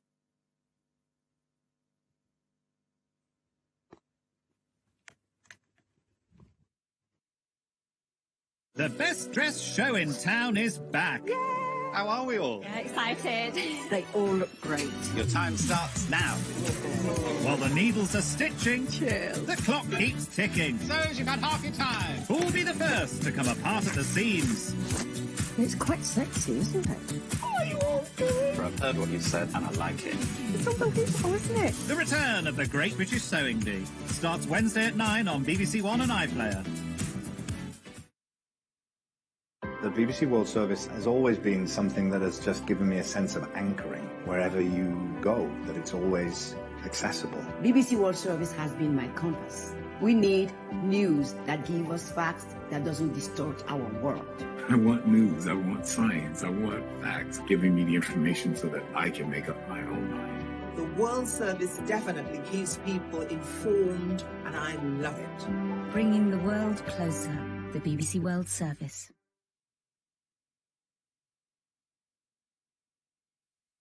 Here we are. Click. Click. Let's do this. Zip it up and activate it. Fire. Click. Click. Click. Let's go. Oh, this is cool. Algorithm, Facebook, Twitter, Data, YouTube, Zoom, Microsoft Teams, AI connected, container file. wireless 4G network on the moon. That sounds great. Whoa, whoa, whoa, whoa, whoa. The perfect pizza. absolutely nuts. If this were a human being, I'd be sticking a mirror under its nose to check that it was breathing. That was quite bizarre. Pop the headset back on and enjoy the view. How cool was that? Lasers. Oh, that was a bit of fun. Your weekly tech update. Click. Today at 12:30 on the BBC News Channel.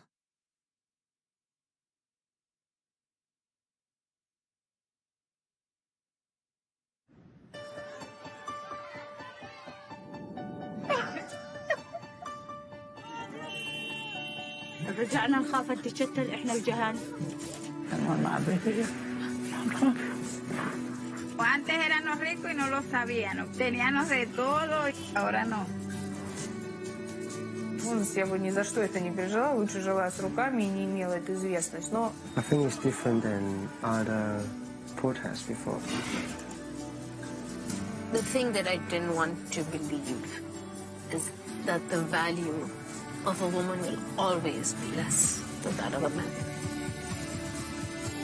Our World is a unique series of films on the BBC, offering personal insights into global events. I don't think I can do this. I think this is just too dangerous. Our World, stories that speak for themselves.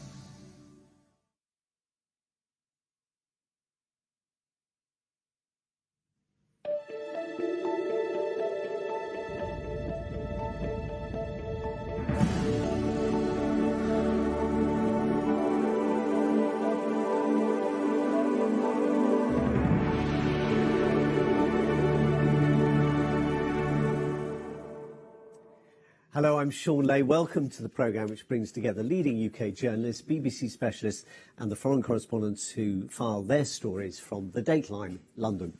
This week, 70 years of soft power, how Prince Philip utilised his status to project and protect, and empty chairs and absent ones, how to interpret a week of diplomatic signals. With me to discuss all that, Thomas Keelinger, who spent decades in this country explaining the UK to Germans, including the monarchy, with his biographies of both queens called Elizabeth. Bronwyn Maddox, a former newspaper foreign editor, now director of the Institute for Government, a think tank which tries to improve the way government works. And here in the studio with me, James Landale, the BBC's diplomatic editor. Good to have you with us as well, James. Now, we'll begin with the death on Friday of Prince Philip. Greek by birth, a royal who became a refugee as republics emerged from the wreckage of Europe's war-ravaged monarchies. Philip spent 73 of his 99 years as consort to Elizabeth, the princess who became Britain's longest-serving monarch. Thomas, you met him quite a long time ago now, in a sort of different guise. Tell us about that. Well, it was an amazing encounter a long time ago in my earlier years when I was a teacher at Cardiff University, a language instructor, a lector, as it was called.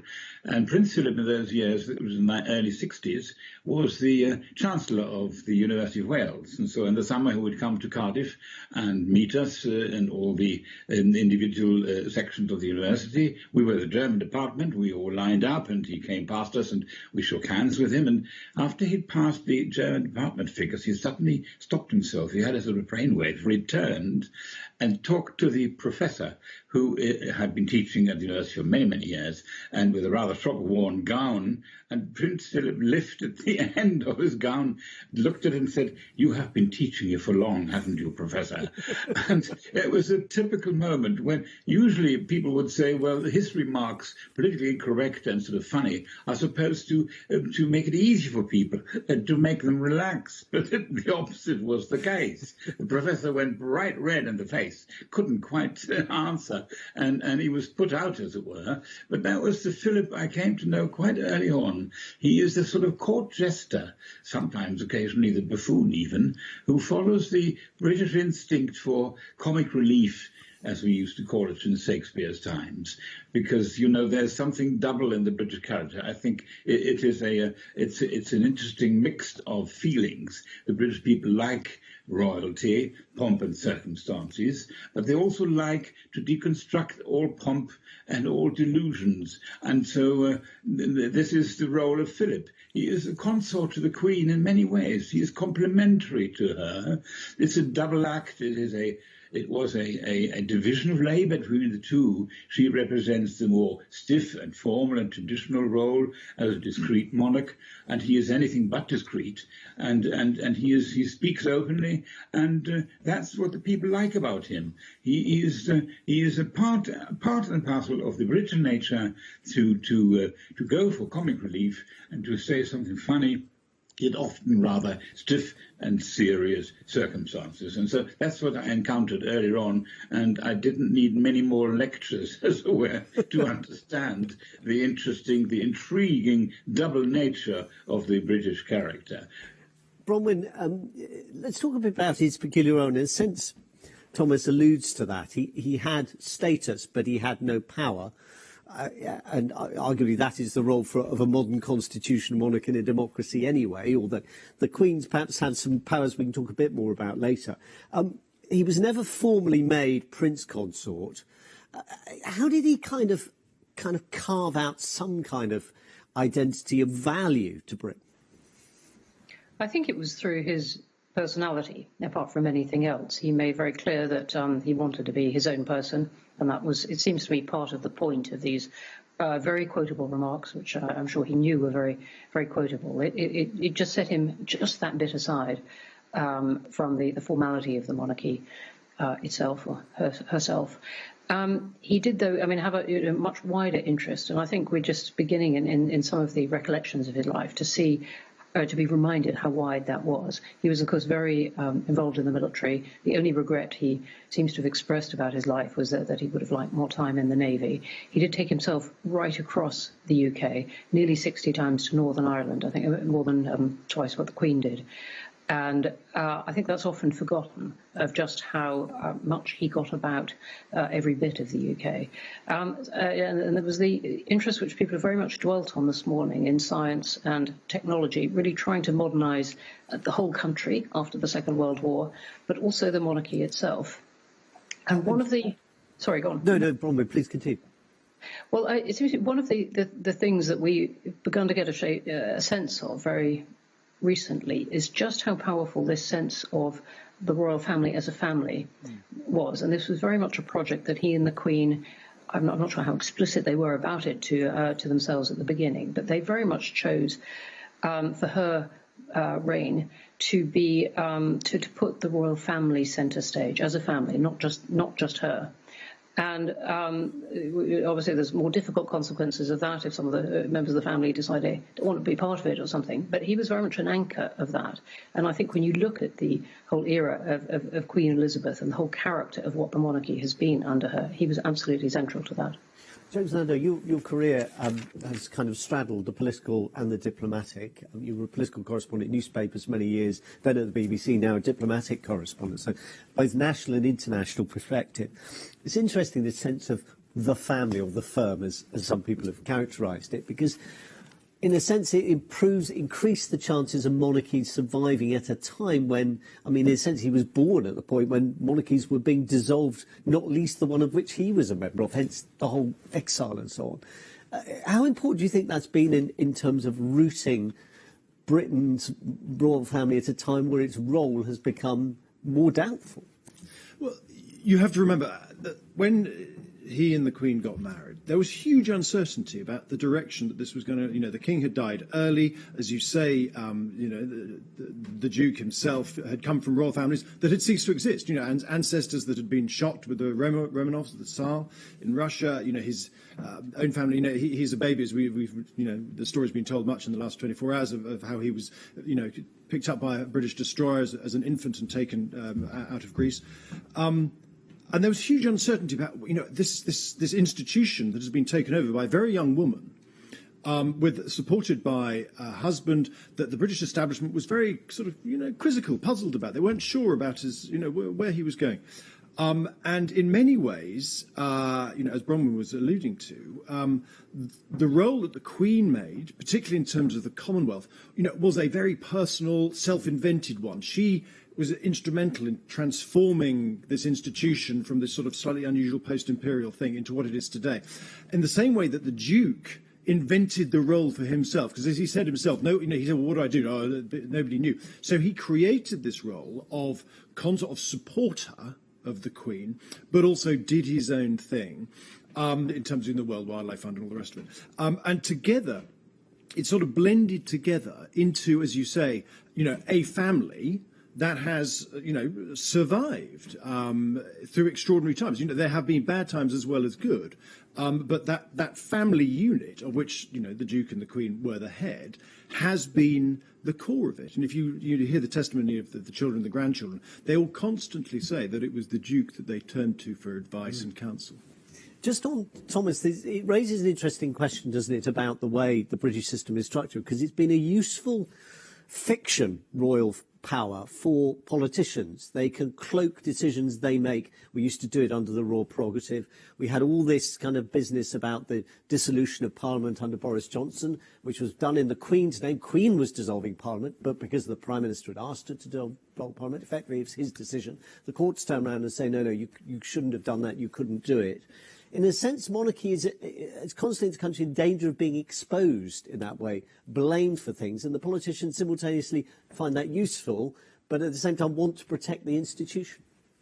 Well, of course, there's no question that the institution is there to put a brake on any authoritarian sort of regime which might take hold in Great Britain. When there was a slight attempt by Boris Johnson to be the authority and to prorogue Parliament, the legal body, the Supreme Court, disallowed it for him. The Queen, first of all, tried to agree with him, and she was saved from great embarrassment by the Supreme Court saying, no, it's not going to happen. In a sense, you can call the consort as an institution as sort of the indispensable job. There was once said about America that she was the indispensable power, and Philip created the image of the indispensable consort. And I come back to what James said originally after the war. He was a man of many international connections. He was homeless, stateless, but he wasn't British originally, not fully anyway. And he could represent, as it were, the international application, so to speak, of royal authority. That helped the image and the projection of the monarchy enormously after the war. In fact, it was one of the reasons which attracted Elizabeth, the young princess, to Philip, who had international and European, as it were, a vocation on his shoulder. And that helped expand, as it were, the British role worldwide quite well. And it was useful, and therefore why I would use the term the indispensable consort. He was essential to stabilizing the monarchy, to make it a real force in the world, and eventually, thanks to the graceful old age that he achieved, he became, as it were, part of the furniture of the international diplomacy setup. We have seen Philip walk by our side just as much as the Queen. We know all about the family, and we all know about the paterfamilias, which he was. The stabilizing influence that he exerted, partly because of his internationality to begin with, but partly because of his innate authority as keeping the whole thing together. I want to talk a bit about this internationality, because in a sense, Bronwyn, it cuts in two ways. The British monarchy, because the Queen is head of state for so many countries around the world, manages that transition, or has up to now managed that transition from empire to Commonwealth, for some countries to independence. We have the political debate, very lively political debate in Australia. I mean, Malcolm Turnbull, who led the Republican campaign and went on to become Prime Minister, talked not so long ago about Australians as Elizabethans rather than monarchists, making the distinction about if this, at the point this reign comes to an end, there might not be another where she's the Queen of Australia. A government of Australia, in living memory, was dismissed in the Queen's name because the Governor-General took the view that that Prime Minister was acting beyond his powers, even though he was an elected Prime Minister. There's a heck of a lot of tension here, isn't there, in this institution and its role in a modern world, not just within the UK, but beyond it? I think that's exactly right. We perhaps haven't touched enough so far on the strength that I think it's been for the UK to have a head of state who isn't the head of the government. You can attach all the pomp and ceremony to the head of state, and we've seen it. I was cycling down by Buckingham Palace this morning, all the tourists, not that many, but photographing the horses and stuff, and so on. There's all that side of it, greeting other leaders, but then the governments can come and go underneath, whereas, for example, with the US president, people have very strong feelings about whoever is in power. All these ceremonies attached to that, but that person goes, you start again. So I think there is a strength, but when it comes to other countries and her role as head of state of other countries, I think there is as a long-standing movement, but my sense is it's getting more vocal about whether, as you put it with Australia, when her reign comes to an end, that's it. That really they feel that they've come to a stage of maturity and with just their own identity, that it suddenly seems inappropriate to have another country's head of state as your own. I wouldn't be surprised if that grew, but there is enormous affection for the Queen, and you get a strong sense at the same time of countries not wanting to change while she's still there. It's interesting that, James, isn't it? Because in a sense it's also it's peculiar how it's become part of the debate, even for Scottish nationalists who talk very passionately about a desire to be a separate nation. There's kind of still a remarkable attachment to the British monarchy, which after all is the embodiment of two crowns coming together, the Kingdom of Scotland and the Kingdom of England. If you talk to foreign politicians and diplomats, they would give their eyes teeth for a monarchy as the British have, and sometimes I think British diplomats and we, the people, sort of underestimate the potential that it has overseas. And look, one should always, be cautious before over-interpreting and putting too much weight on the impact of royalty overseas. But certainly from all the summits I've been to and meetings I've been to like that, the Queen and the Duke, they open doors. They have convening power. People want to come here. The Queen has a thing, a mystique that could overpower even the ego of Donald Trump. That is not to be messed around with. There are incidents in the past. If you talk to Commonwealth specialists, there were very tense Commonwealth meetings over Rhodesia, as it was then called, and Universal Declaration of Independence. And there were summits where you talk to people and they say the Queen played a direct role in calming tensions and allowing dialogue to take place so that some kind of progress could be made. Now, there's that. But there's also just this sense of the monarchy representing the idea of Britain, the fact that there is all this continuity, the fact that they have been there for so long. I mean, the Duke and the Queen, since the early 1950s, it means they know so many people. There are relationships there. Diplomacy, as often said, is about core relationships. There are political leaders today whose parents, when they were leaders of those countries, knew the Duke and the Queen then. And in that process, as you say, in countries where they moved from empire to independence. And I think that longevity, that convening power, and that sense of, as Bronwyn said, of apolitical sort of above the fray is a huge strength. And I think, the British government, any British government would try to use that as much as it can in the future. It does raise a question, though, Bronwyn. This is at a time when, even within our own country, we're debating our own sense of identity, not just about whether there is a future for the UK as it's currently constituted, but even the things that have been done in the Queen's name and in the names of previous monarchs. For those who come from countries that were originally countries dependent on the slave trade, for instance. There is an ambiguous relationship to the monarchy, however much they might like the idea of her as an individual, to what she and Prince Philip stood for. I think that's exactly right. People aren't dwelling on it today, but that is something that could be discussed much more, I think. And I think is very likely to be discussed much more. The Queen decided, it was her choice, really, to say very little as monarch. And that was one of the reasons that this mystique that we're talking about has persisted. And one of the reasons why Prince Philip's asides landed so powerfully, because he and she said so little in public that was not formal. But you do have a lot of questions about, what the... you could have a monarch, and Prince Charles might indeed be that person who decides to play it very differently, who decides to have more open opinions. I mean, under the Queen, it's impossible to overstate how much they didn't want the predicament that Boris Johnson and the proroguing of Parliament put them into. Really didn't want to have to make some of the decisions that it seems as if she might have to make about choosing between the legitimacy of two rivals for Prime Minister. The Supreme Court saved her from that one, as we were discussing. But again, you've got this very controversial question coming down the line of whether the UK is going to hold together, whether the four bits of it are. That's something we know the royal family have very strong feelings on. They do want the UK to hold together. And it may well be that it's the kind of thing where they have a temptation in the future to comment more.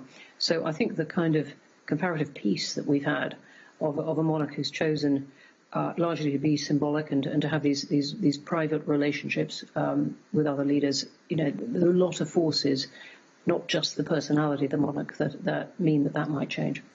Thomas, just one final thought on the Prince. I mean, he spent not very long, but a few months in Germany as a teenager at school before he and his German headmaster, who was Jewish, left Germany because he was there as Hitler had come to power.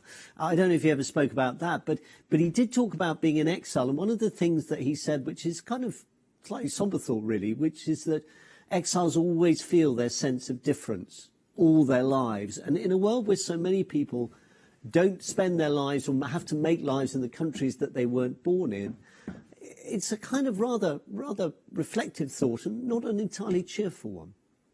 Well, I would pick up your train of thought here, Sean, in using the word distancing. We're talking about social distancing in today for very good reason, because of the pandemic. But in Philip, there was a sense of sort of national distancing. He was British and he was close to the throne and he was a consort, and yet he was, as you said, an exile, that he himself said, as an exile, you never quite belong to the country that becomes your home. He was able to, as it were, look at the very institution to which he belonged, like from outside almost. And that's one of the strengths and one of the reasons why he became so adept at making jokes somehow or other, which point to the fact that he could look at the institution, as it were, through foreign eyes almost. And, when you come to the longevity of the British monarchy as an institution, one of the things, and James alluded to it, and Bronwyn also, when you ask yourself about the future of the monarchy, Australia...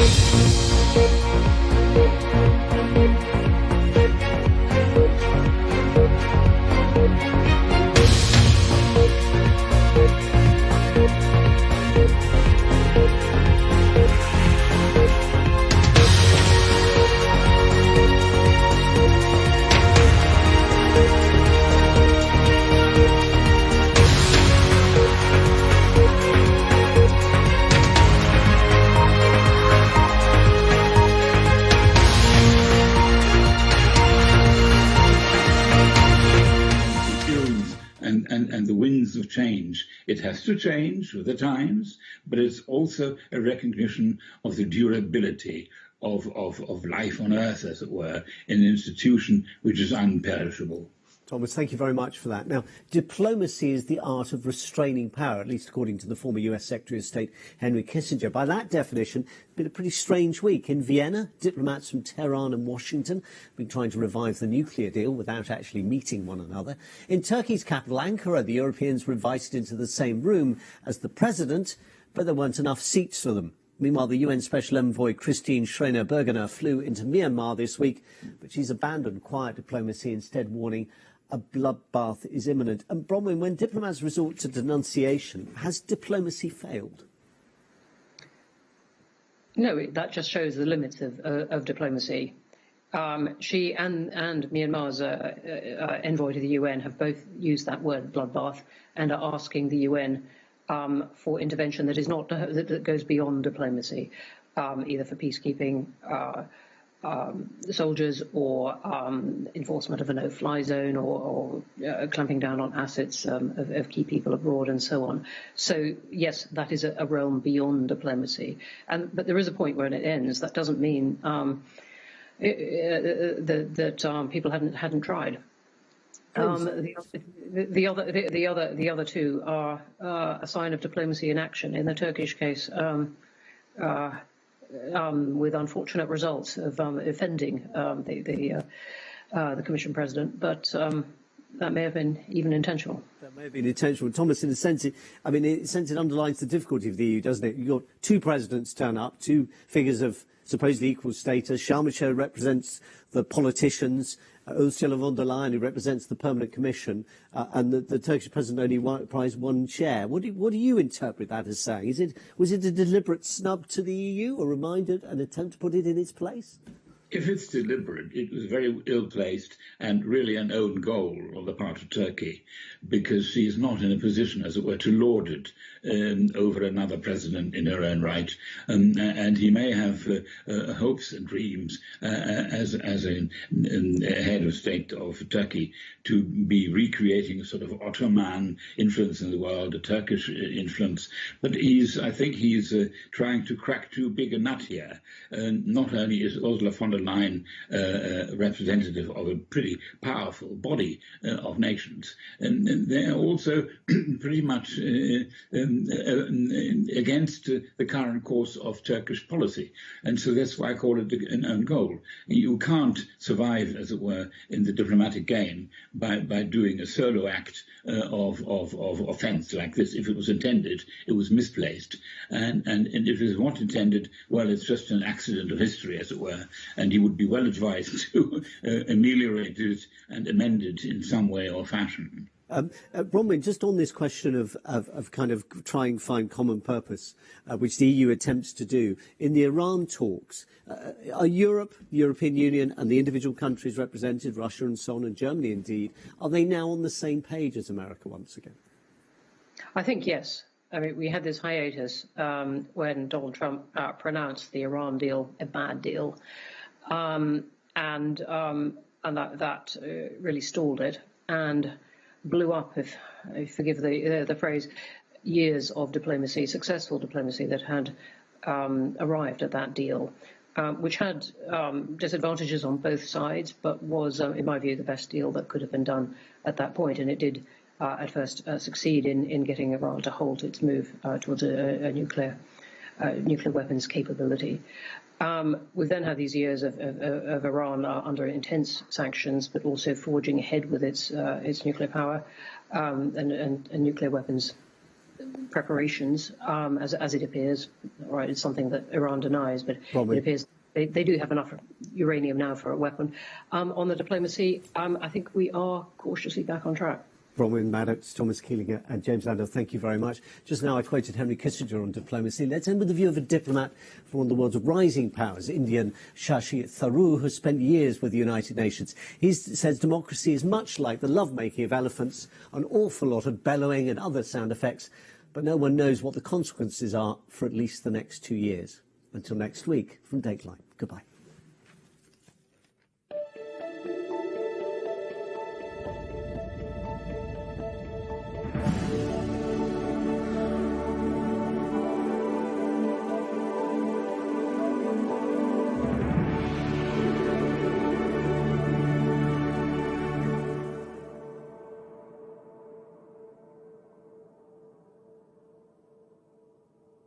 Hello there. It was a bitterly cold start for many, with temperatures down as low as -7 degrees. But those clear skies allowed the sunshine to continue through the day. And this afternoon, we have seen some beautiful blue sky and sunshine weather watcher pictures sent in, as you can see, close to the Scottish borders. Now, the cold Arctic air continues to push its way right across the country. This weather front, however, is bringing a change of fortunes down to the south and east. Here we've seen more clouds.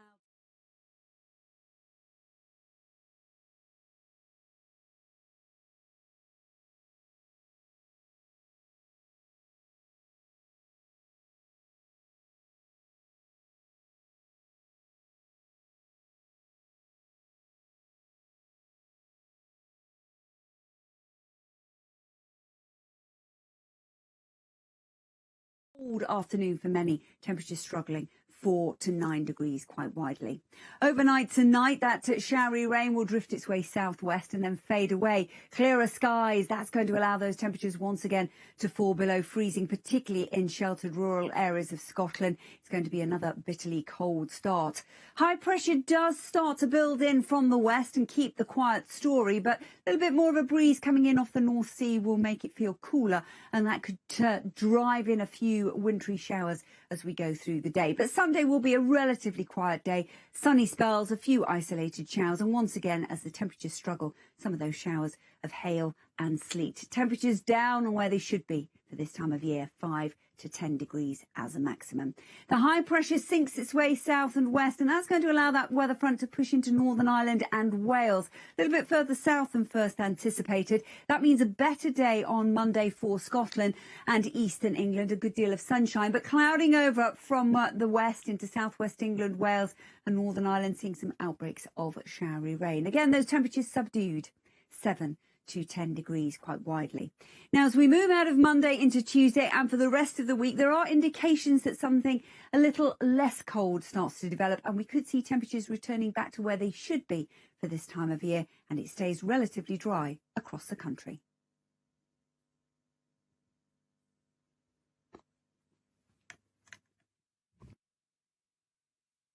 Here we are. Click. Click. Let's do this. Zip it up and activate it. Click. Click. Click. Let's go. Oh, this is cool. Algorithm, Facebook, Twitter, Data, YouTube, Zoom, Microsoft Teams, AI connected, container farm. wireless 4G network on the moon. That sounds great. Whoa, whoa, whoa, whoa, whoa. The perfect pizza. absolutely nuts. If this were a human being, I'd be sticking a mirror under its nose to check that it was breathing. That was quite bizarre. Pop the headset back on and enjoy the view.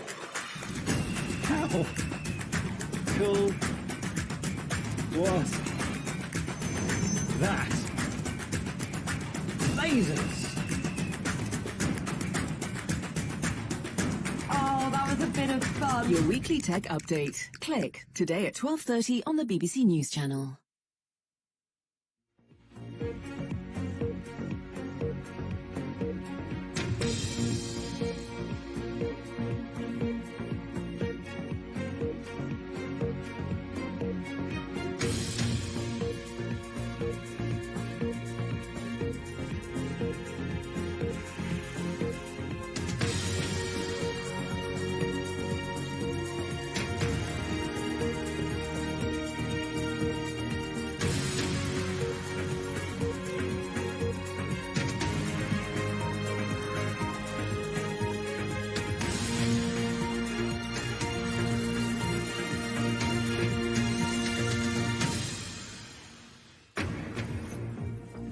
Good afternoon. Welcome to this BBC News special coverage from Windsor Castle. I'm Jane Hill.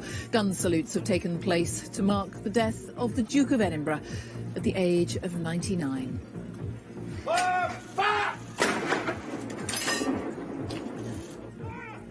The gun salutes took place across